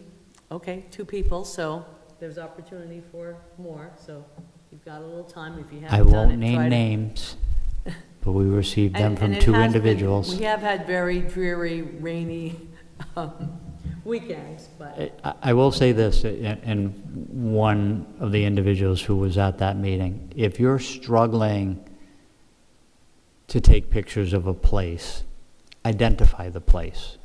Because one of the members sent me photos. I'm very familiar of the development in Wellesley, Mass. I actually have probably 30 photos, if not more, from that development. That's in my portfolio of how to do some things right. There are some things wrong there from a urban design perspective, but there are some things that were done very well there also. So if you can't get to a place, but you remember being there, just say, this development I remember being in, whether it's in Newton, or it could be on Nantucket, it could be somewhere you went in Virginia. Just try and remember where it was. I have access to aerial imagery and different tools that I may be able to get imagery for you. So. thank you. I think that's all that I have. When Andy talks about legislation, I do have a handout that was at the League of Cities and Towns conference. There was a very good panel on short-term rentals. Madam Chair, if I may, the only thing I will Sure. add under the updates from planning liaison, and then you have staff, is Town Council, April 24th, has a placeholder for a work session with Union Studios on the 3 municipal properties which are associated with affordable housing. Very good. So that's a Thursday Thanks. evening. That conflicts with the award ceremony for APA, but we'll try and divide and conquer that night from a department standpoint. Thanks, Jamie. Update on legal issues, which will include legislative information.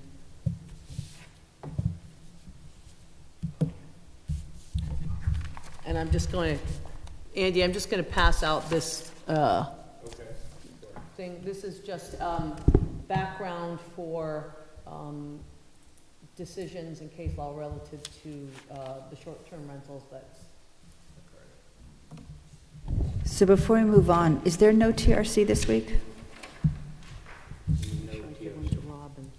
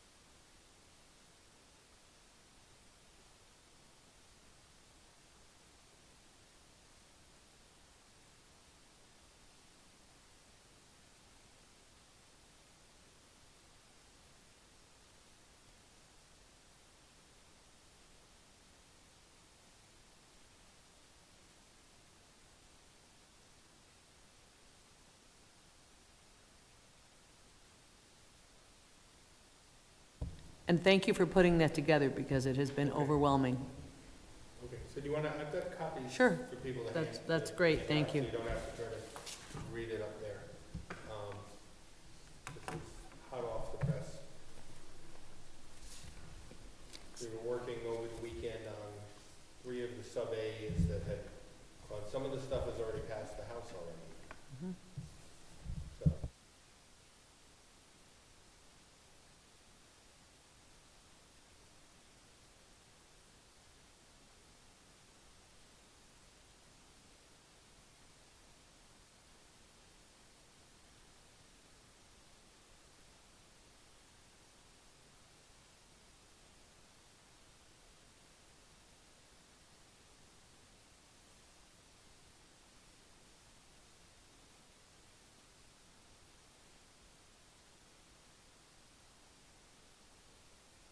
Turn this on. But anyway, this is most, I think, of this year's packages of bills. There's other stuff up there. There's some stuff that have been proposed by Republicans, which probably will go nowhere in the General Assembly. But this is most of the package here. So the first thing, as Amy notes, the Land Use Commission has been extended for another year.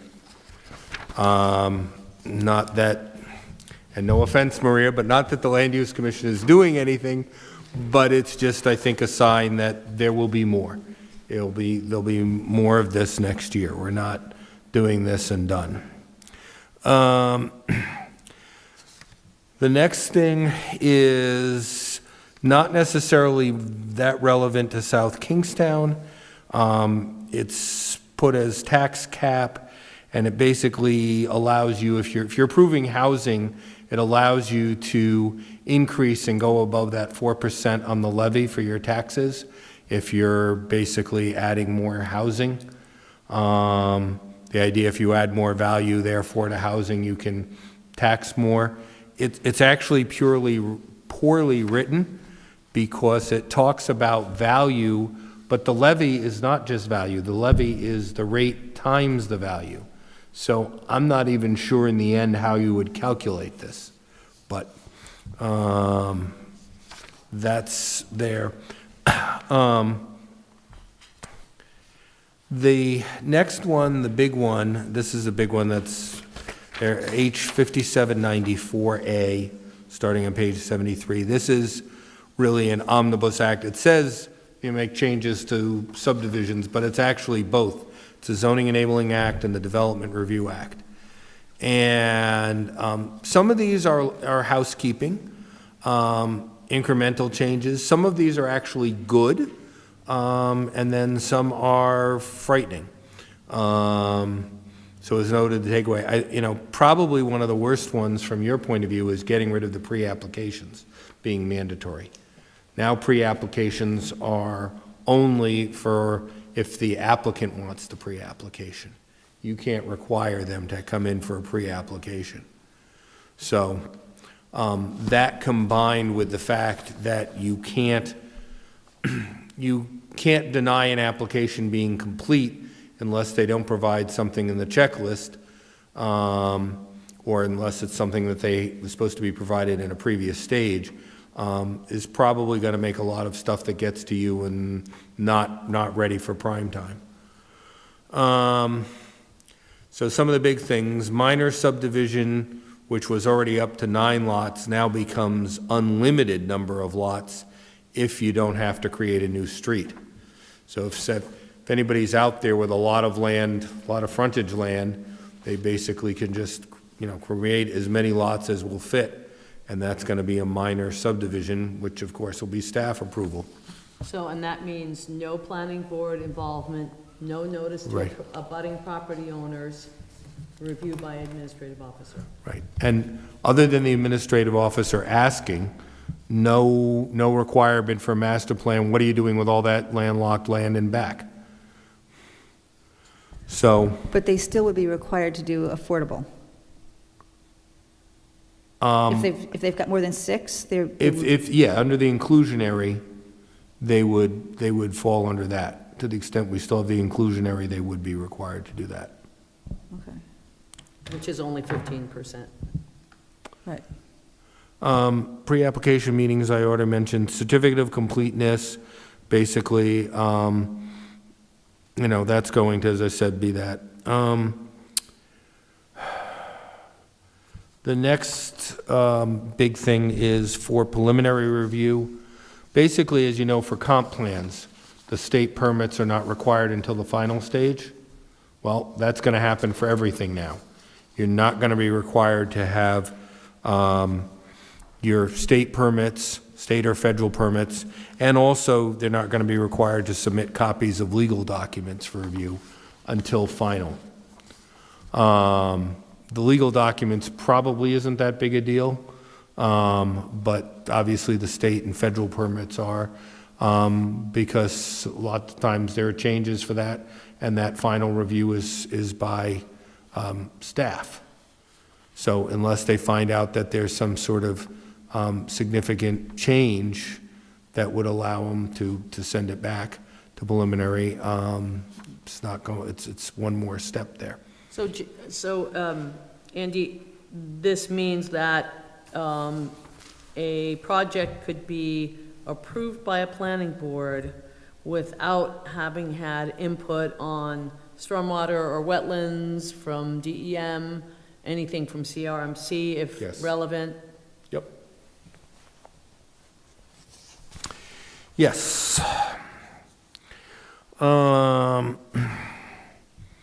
Final approval expiration date's going to extend from 1 to 2 years. Clarification of the Board of Appeal, that's more just of a clarification, but it's going to be confusing because some decisions of the administrative officer will go to the zoning board if they're not really a decision to grant or deny an application.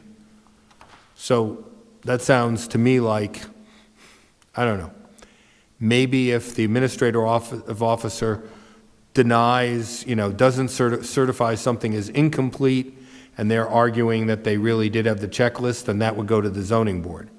Whereas if the administrative officer, which would make sense, approves a minor subdivision, that would go to Superior Court like any other appeal of a subdivision approval or denial. So, changes to required findings of approval. Again, loosens things up for minor subdivisions. Excuse me. Adaptive reuse. Actually, we come to a little bit of good news. Most of the changes that I recommended for the adaptive reuse did go into the law. It now does provide that in any industrial or manufacturing zoning district or a portion thereof where residential use is prohibited for public health and safety reasons, which are based on specific and detailed findings. So that's going to be more work for the town, but if we make those findings that these districts are not suitable for residential due to public health and safety concerns, we're able to preserve those industrial districts. And we've also got added that if the building was previously used for industrial use or manufacturing uses, it's got to have been vacant for at least a year before they can submit an application.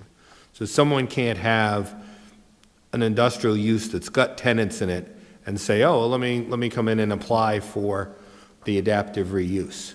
I originally wanted 5 years on this a couple of years ago when this first came out, because I thought it should be for, cycles, but I was also going to limit this only to buildings that were no more than 1.5 story tall.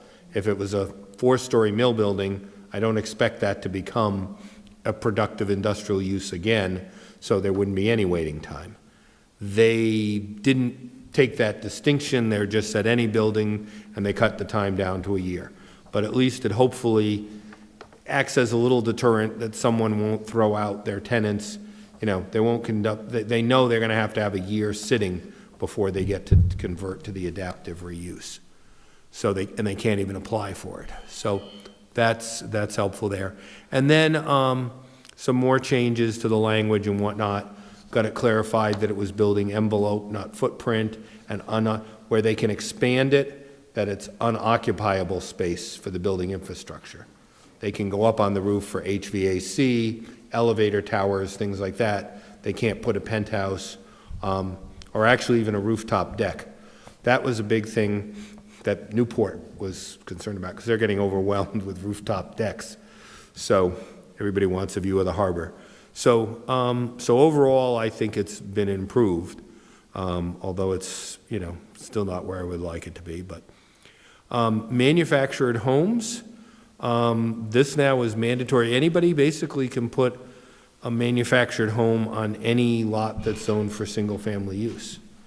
And the way they have the definitions of manufactured home and mobile home, they basically include mobile home and manufactured home. Right. So, manufactured home makes sense. A home that's built in a factory, which there are a lot of and a lot more, and particularly the affordable ones, and, prefab, either it arrives in the truck or, so forth, and just set it down there, or multiple trucks, that's fine. But same thing, if you have a mobile home, if you take the wheels off the mobile home, you can put it on any lot, no matter where it is, anywhere, if it's otherwise allowable for a single family. So.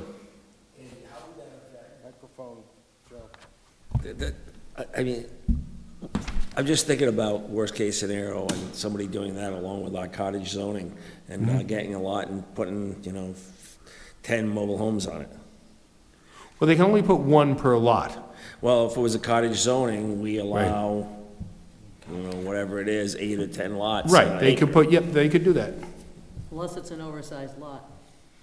I know, we'll get to that. But yes, you could do that. You could put, maybe that's what we'll see a lot more along the shore too. If there's a lot more risk of destruction from flooding, well, we'll just put a mobile home park there. Mobile home, and if the mobile home gets wiped out, we'll better get another one and put there. Dimensional requirements for substandard lots. This actually is, again, one that's gotten better. Because it took away the language, it clarified the stuff about the neighboring. It now makes it optional to choose the zoning from a neighboring zoning district, and it has to be a neighboring residential zoning district. So this got a little bit better than it was before for undersized lots. The zoning modifications in this bill aren't so bad. They're more corrections and things to deal with. In fact, The modification excludes lot area, so undersized lots can't be created. But this amendment would extend it to all other dimensional requirements. So, inclusionary zoning,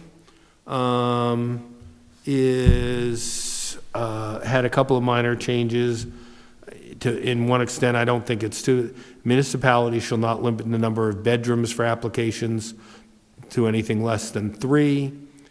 And the good news, I think, for this town, the most important one, is that inclusionary zoning requirements shall not be applied where there's a limitation on development density at the subject property under the regulations of a state agency, such as CRMC or DEM, that prevents the use of the density bonus put forth.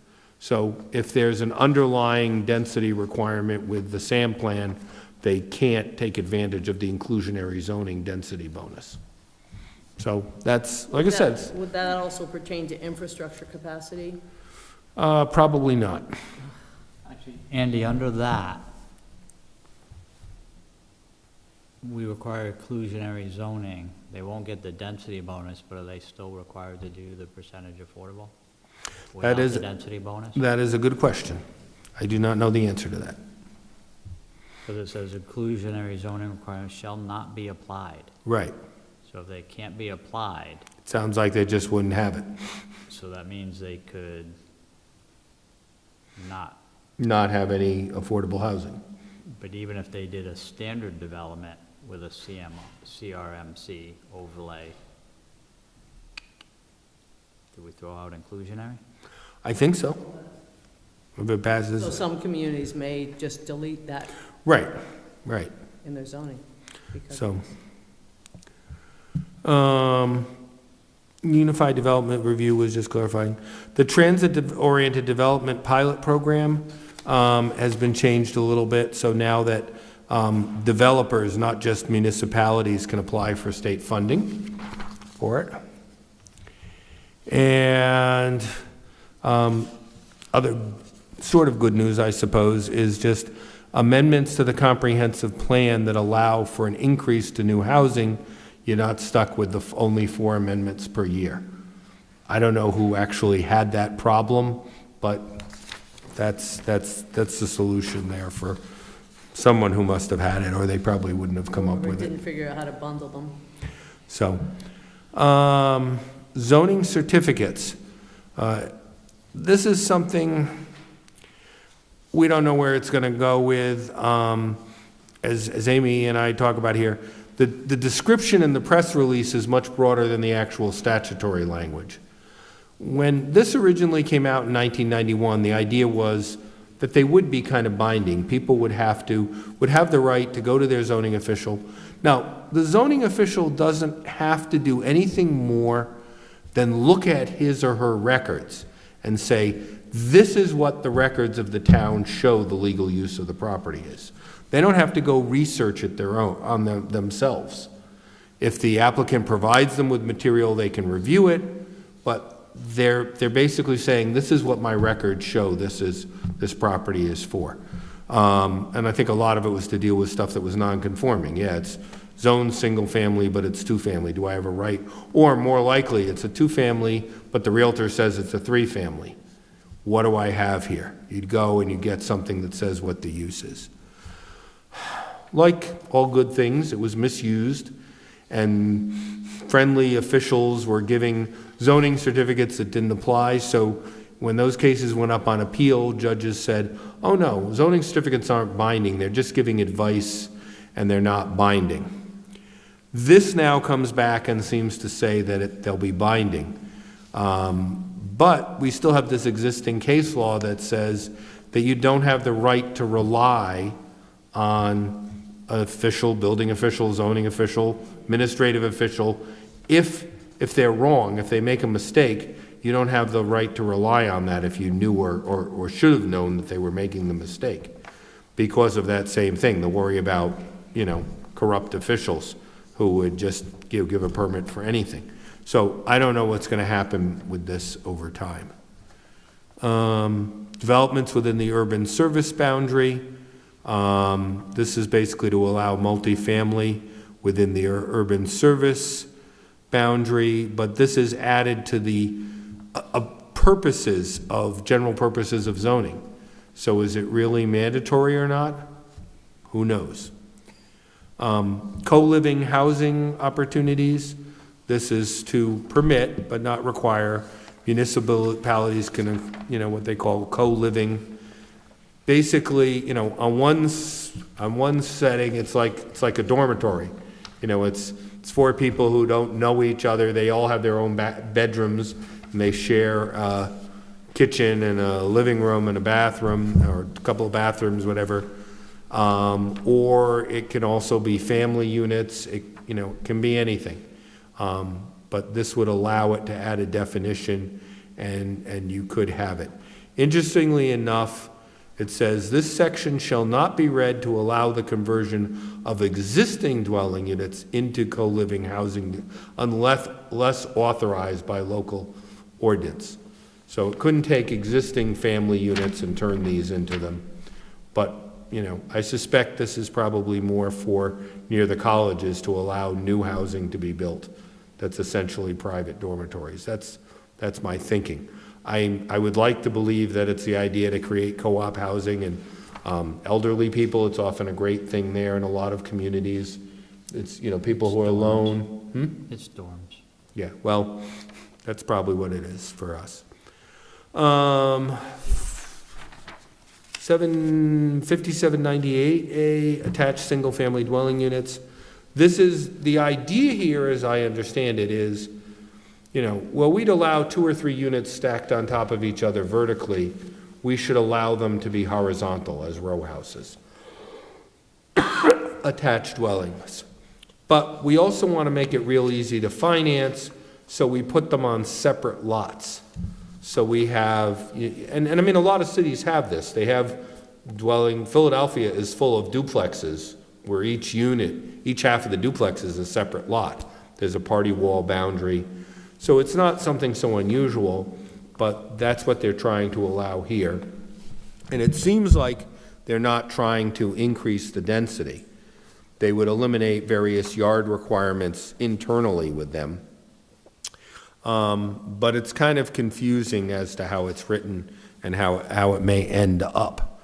And it can only happen in residential districts which would allow for construction of 2 or more units to begin with. So it's not something that will apply to the single-family units. Unless, of course, the other bill, which says you're inside the urban services boundary, so you have to allow 2 units, could apply to this. Make sure I understand that. So if you have an R20 zoning district that currently allows a duplex. Yep. And there's a duplex there, this would allow the individual to divide it right down that center and then make 2 lots and call each one a house. Yes, but they're going to be attached. They can't have the 2 houses are going to be attached to each other at the lot line. Okay. They would just have a 0 lot line. But it doesn't require, if it was an R20 and you have a duplex in there now, it would not require that each house end up with R20. You could take the existing R20, each one, and with essentially 10,000. No, you could create 4 units out of that, No, too. not creating 4. But if you had an empty 20,000 square foot lot, yes, you could create, you would end up with 2 separate lots, yes. Okay. Which would presumably allow you to sell them separately a lot cheaper than having to do condominium documents if you were trying to condo 2 units in one building. Can I put my ADU in the backyards of those 2? Probably, you could probably put an ADU in the backyard of each of them if you had enough room to do it. You wouldn't have the 20,000 square foot lot exemption because they'd be now down to 10,000. But yeah, you could probably do it. I mean, that's the problem. These laws are all submitted separately without anyone other than us looking at the whole picture. Now, don't forget all this. None of these have passed the House and the Senate yet. A few of these have passed the House. Nothing's passed the Senate. Who knows what's going to happen, what other changes are going to be made. I'm telling you all this stuff, and we don't know what's going to be at the end. So don't get too hung up on the details yet. H575999A, this is a crazy one.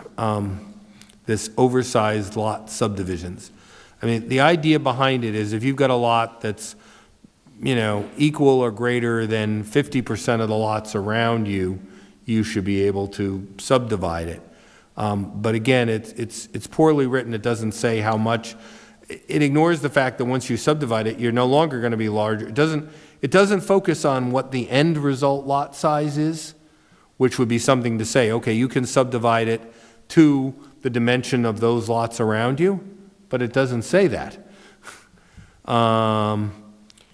And then the worst part about this, well, there's actually a second part that isn't the worst part, but the second part totally changes modifications completely. Basically takes a whole new category of modifications, which is no longer based on your lot, but again, what's around you, and allows modifications up to 30%, from the current 15% to 25%, up to 30%, and would allow resulting lots of at least 3,000 square feet. That's all you'd have to have as your resulting lot. Although they'd have to be connected to public sewer and water for these purposes.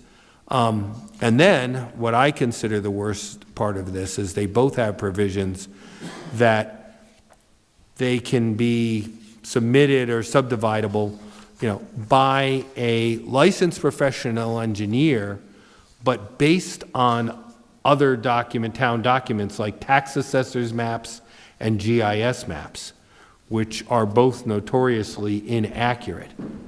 So if that's what they meant, and if that goes through and there's back, I think there's been some, reading the stuff back and forth, the planners, I think the intent was, well, you can prove the size of the lots around you by those things. You don't have to survey everybody within a 200 square foot radius of your lot. You don't have to survey those lots.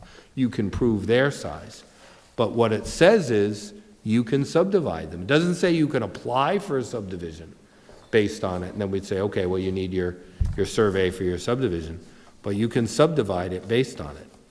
And that will be, creating a very lucrative field for litigation in the future with all the adverse possession cases and property line boundaries and things like that, since neither one of those documents. And again, I don't know what a court would do. I mean, there's already a lot of language, in Rhode Island Supreme Court has said more than once, a tax assessor's records are for the benefit and convenience of the tax assessor.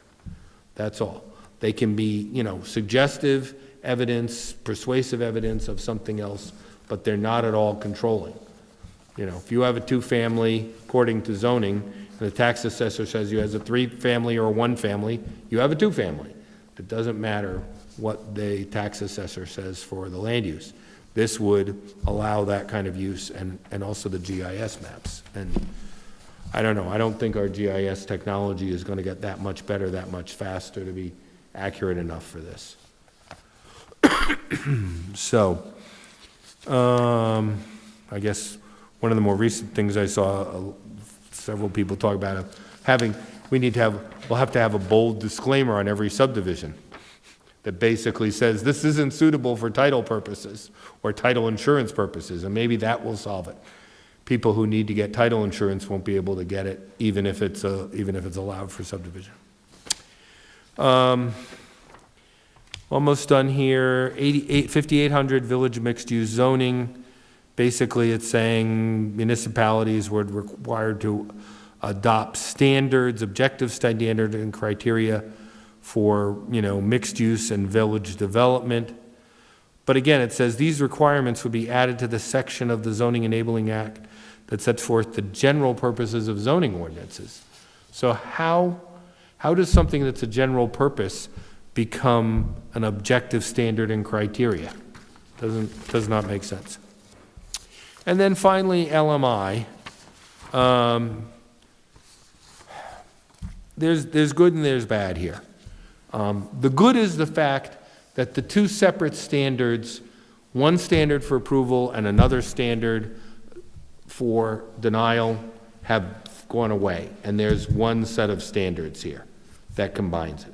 So that at least is a good thing, that we don't have to have those two different standards for approval or denial. Here's the standards that they must meet for approval, and if they don't meet them, it's for denial. It's not quite that simple, of course, because they have other language about, that. It basically turns it more to, rather than consistent with local needs, meeting local needs for housing. That's kind of what it turns to. Then the really bad part, well, the good part is it restores master plan for comprehensive permits. But the bad part is only at the request of the developer. So that's the problem there. And it also makes pre-app for this, not pre-app, pre-application, it becomes optional too. So it's the developer's option on that with a pre-app meeting on this. So,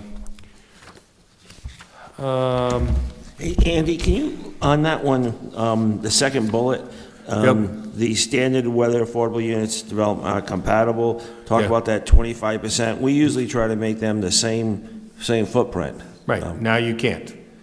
Just 25% of it? I think they cannot be less than 25% off. I'm not sure that's exact. I think they'd still have to be 75% of it. I don't think it's really 25% that the affordable unit could be 1/4 the size of the market rate. I think it's meant to be 3/4. 3/4, I think. But that's a good question. That's not, I'd have to look at the actual language to double check on that. And it may be poorly written enough to make it look like that. Okay. Yeah, that's what it could be. I mean, I find it hard to believe that they could actually want that, but it could be. And then, of course, if it's for age restricted, you don't have to, as long as you can say it's designed to meet the physical or social needs of older persons, they don't have to be anything like the market rate units.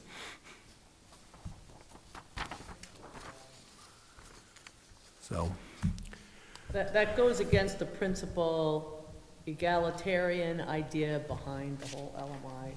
yeah, you're right. The whole thing of the LMI is we want it integrated. We don't want to have ghettos in just Providence and, and Cranston and Woonsocket and Pawtucket. Those shouldn't be the only places that people can afford to live.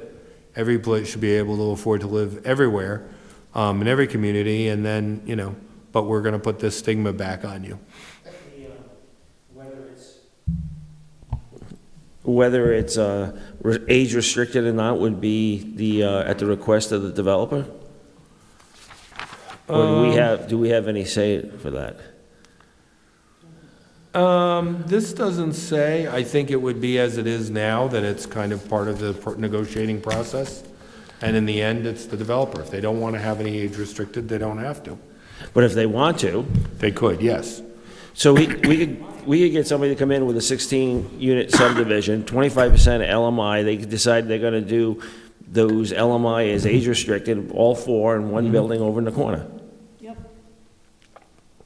It would be hard to do it on such a scale because, well, until Congress repeals the Federal Fair Housing Act, to have the age restriction, you have to have an age-restricted community.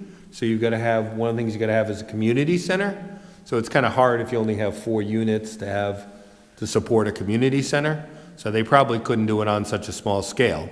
But they could if they had 100 units and we're going to have 25 of them as affordable and those 25 are going to be LMI. Yeah, they could have 75 single-family, 3-bedroom homes and put all the LMIs into one 25-unit apartment building with an elevator. That's what it seems to say.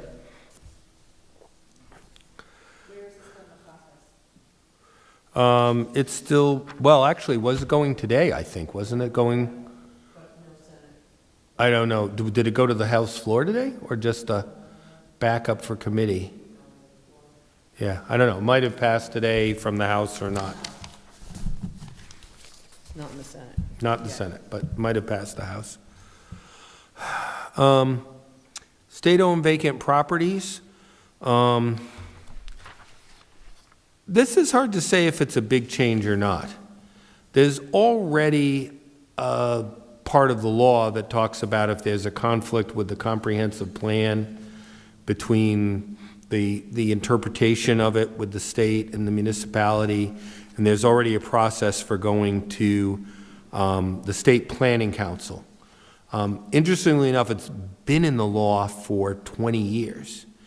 Nobody ever really noticed it. It came up with, remember, the Alton Jones dispute, and it was appealed to the Superior Court, and Judge Leach, who, having been Director of Administration, might have known about it, or he says he actually just read the law, but came up and said, wait a minute, there already is a process here. You shouldn't be going to court. You should be going to the State Planning Council. So it takes that process and does this. So if the state wants to put housing on state-owned land, they have this land that is owned by the state and is vacant, abandoned property, or underutilized excess land, then they can do that, provided there's a public hearing before the State Planning Council. I may have said State Properties Committee. I meant State Planning Council. And then they've got to show that it complies with the state guide plan. It's needed for statewide health, safety, and public welfare, including a need for affordable housing. And it's attempted to use local design standards. And it's supposed to, that expert reports conclude there will not be detrimental effect on traffic, stormwater, wetland, sewer capacity. And this is a sub-A, and one of the things that fortunately got added to the sub-A was, and that the agency has obtained feedback from the municipality's planning, zoning, or engineering staff. However, there's only 14 days notice required for that public hearing. And that public hearing notice is required, it's going to be on the web and so forth, and the Secretary of State, and it will come to the town. But it's not going to come to anybody, any public people anywhere near in the area, the public notice. So this, and then of course, they're also allowed after, they can transfer the property to a private developer. So this can all be set up by the state to go to a private developer. No doubt a well-connected one. I think, again, it's probably well meant. There's a lot of excess state property that could be used for housing. The question is, will it be abused or not? No, excuse me, the question is, when will it be abused?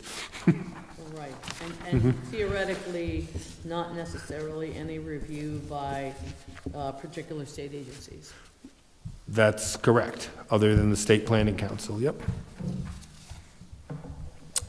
The last two are kind of electronic permitting expansion. This last year, they provided that all of our zoning and planning permits are supposed to be online by October 1st of 2025. And this kind of adds to it. It adds DOT, CRMC, and DEM. Says they've got to get everything online by October 1st, 2026. Now, my understanding is actually the zoning online stuff is actually moving along well. The state building official had a meeting of people, and he's been going out to, the guy behind it has been going out to the different towns. Bristol just went online recently with their zoning stuff. Building, but then you follow with zoning, and that's not as smooth. No, I mean the zoning permits, but they're under this, that's the state building official's office is the one who's charged with doing this. Yes, So, one vendor, one application. Yeah. Take it or leave it. yeah. But still, at least they're going out and talking to people, and they're looking at it. Decisions have been made Right. prior to that discussion. Well, anyway, the zoning is a relatively simple process anyway from a procedural standpoint. The real problem is what the heck's going to happen when they get to planning. And we have a whole mixture of stuff now between minor and major and development plan review and land development projects. and comprehensive permits, and half of those are in flux now anyway. So, I doubt there's any chance they're gonna have this up and running for planning by October 1st. If it is, it's gonna be totally frightening. I mean, I was involved a couple of years ago. I was on an advisory committee when they were working on this to begin with. And we were, spent a lot of meetings. We were meeting every 2 weeks for 2 hours, going over trying to sort out the different paths for planning applications. And they were confusing then. So this is probably gonna be a nightmare too. So, and the zoning, like I said, it's like one thing, one program, and then the building code, they made some changes to the building code board of review and so forth, and tried to streamline that and make it a little more professional. Although it's still a 25-member board, although they reduced the quorum requirements. Yes, I lost an appeal before the State Building Board of Appeal on a vote of 13 to 12. I'm surprised So- they didn't make it similar to planning boards. Whoever shows up, a majority of those are a quorum. Well, I don't know. That's the way it goes. I didn't feel too bad about that because, as I said, it was obviously an issue that reasonable people could disagree on. So that's where we are. Who knows what we'll do? We'll be following them, and, come July, we'll have another memo of what's passed and not passed. Can you give us an update on, I know Rep. Carson has a legislative commission on short-term rentals. They've done quite a bit of work. I passed around a list of 10 different, or actually 9 different, Yeah, well,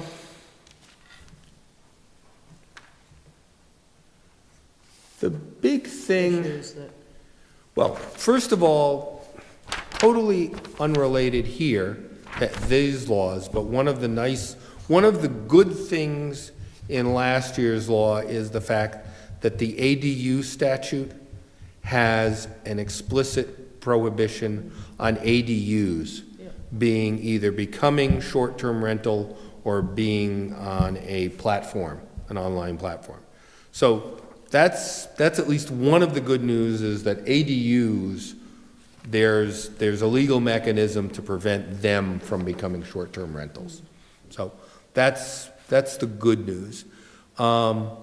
What we see when looking at the cases and what's been done is you can't license these. You can't regulate them in any kind of licensing. Licensing is preempted by the state, and they also have specifically preempted it as far as their registration process, whether it's good or accurate or not, it's been preempted. So none of us can license them and say you have to get a license before you do it. What you can do is regulate them through your zoning ordinance. If you do it properly, with the proper notice and so forth of amending your zoning ordinance, you can regulate it through your zoning ordinance. Although you do have the problem there that you may be dealing with, you'll have to allow pre-existing legal non-conforming uses to continue, the ones that have already become these short-term rentals. But that you can do that, and you can limit them. And my suggestion is to almost treat them like adult entertainment. Don't eliminate them completely. Don't say no, not anywhere in the town. Do allow them to exist in some areas of the town, pursuant perhaps to a special use permit or not, but do allow it somewhat, and I think then you have a better chance of standing up with your other zoning restrictions. But that's Newport is the case study for this, because they're the major tourists, they're overwhelmed with them, and they've kind of cracked down and basically, requiring people to get zoning relief, if not allowing them in residential zones at all without zoning relief, and kind of confining them to the commercial zones, and then trying to hold them to higher standards on the building code in the commercial zones. So, I have a question on that. So they don't have to be licensed, we can't license Airbnbs. Right. But if they're existing currently and the law passes, they're grandfathered in, how do we know if they're existing currently if there's no registration or license of those? well, there is a state registration. So just, And local in some cases, right? Well, we've had one, yes, but we're But not, there's a- we've stopped enforcing it after the Narragansett And case. some communities like Newport are collecting a fee, and they're utilizing that fee so that they can have staff for enforcement and violations. so if everyone runs around right now and registers their home with the state as an Airbnb, then they're all gonna be grandfathered in? Probably.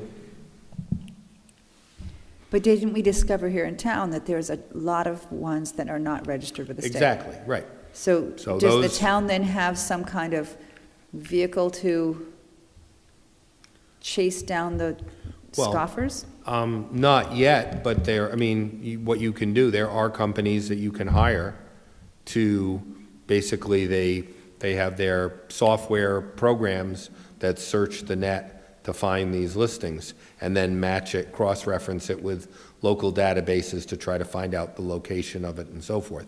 So like, because what Airbnb does, there's a tax, there's the hotel lodging tax applies. So Airbnb collects that tax, and then every quarter, they send a check to whatever relevant town. Here is your tax for this quarter for the Airbnbs in your town that we have rented and whatnot. But they won't tell you where they are. They don't give you a breakdown of the addresses in each one. There's just a lump sum. They're sending the tax. They're avoiding the Al Capone problem. They're paying the tax, so they're complying with the law, but they're not disclosing where the locations are. Airbnb also requires that you send in your state registration number, or they take you off their platform. Okay, so that's good now that we have that. So, That's something relatively new, but they gave people Okay. a deadline, and if you didn't make it, they took you off the platform. okay. So, does VRBO do it, or? I don't do VRBO, so I don't know. Okay. Okay. Okay, all right. So, Thanks, Andy, and I do want to let folks know that there has been considerable concern in communities around the state, not limited to urban or rural, and planning boards, staff have been reaching out to their town council, who have been reaching out to their legislators and the league, and I think it's important that the town council be kept up to date on the potential ramifications of this. Right. We all understand much of what could happen, but it's important that where changes could be made for improvement of some of these, or, not, or elimination of them, it's, nobody's, other than the planners, the folks that are writing these bills are not looking at impacts, cumulative impacts, any kind of holistic. well, I mean, I think some of the people in the legislature, I think, do realize the harmful effects that the short-term rentals have for sure. on housing, Yeah, just right, by absolutely. removing them from the market. Well, I'm talking about some of the other bills that are, Oh, yeah, yes. so, So, yeah, it's important for. right. And ideally, we had this land use commission. Ideally, these bills would have funneled to the land use commission, and so, like, there'd be one bill that would come out with changes to modifications, not two separate bills that don't talk to each other. Okay, thank you. You're welcome. I'm assuming no one has any questions. And can you send this to us electronically too, Jamie, so we have it? Because I just, okay, just wrote all over mine. I just sent it in tonight. Thanks. Got a chance to print it out at 4 o'clock. And thank you, this is a lot. Is there anything else from anybody, anything from staff? Someone like to make a motion to adjourn? Motion from Joe, second? Second from Liz. All those in favor say aye. Aye. Aye. Nays, unanimous. Thanks, everyone.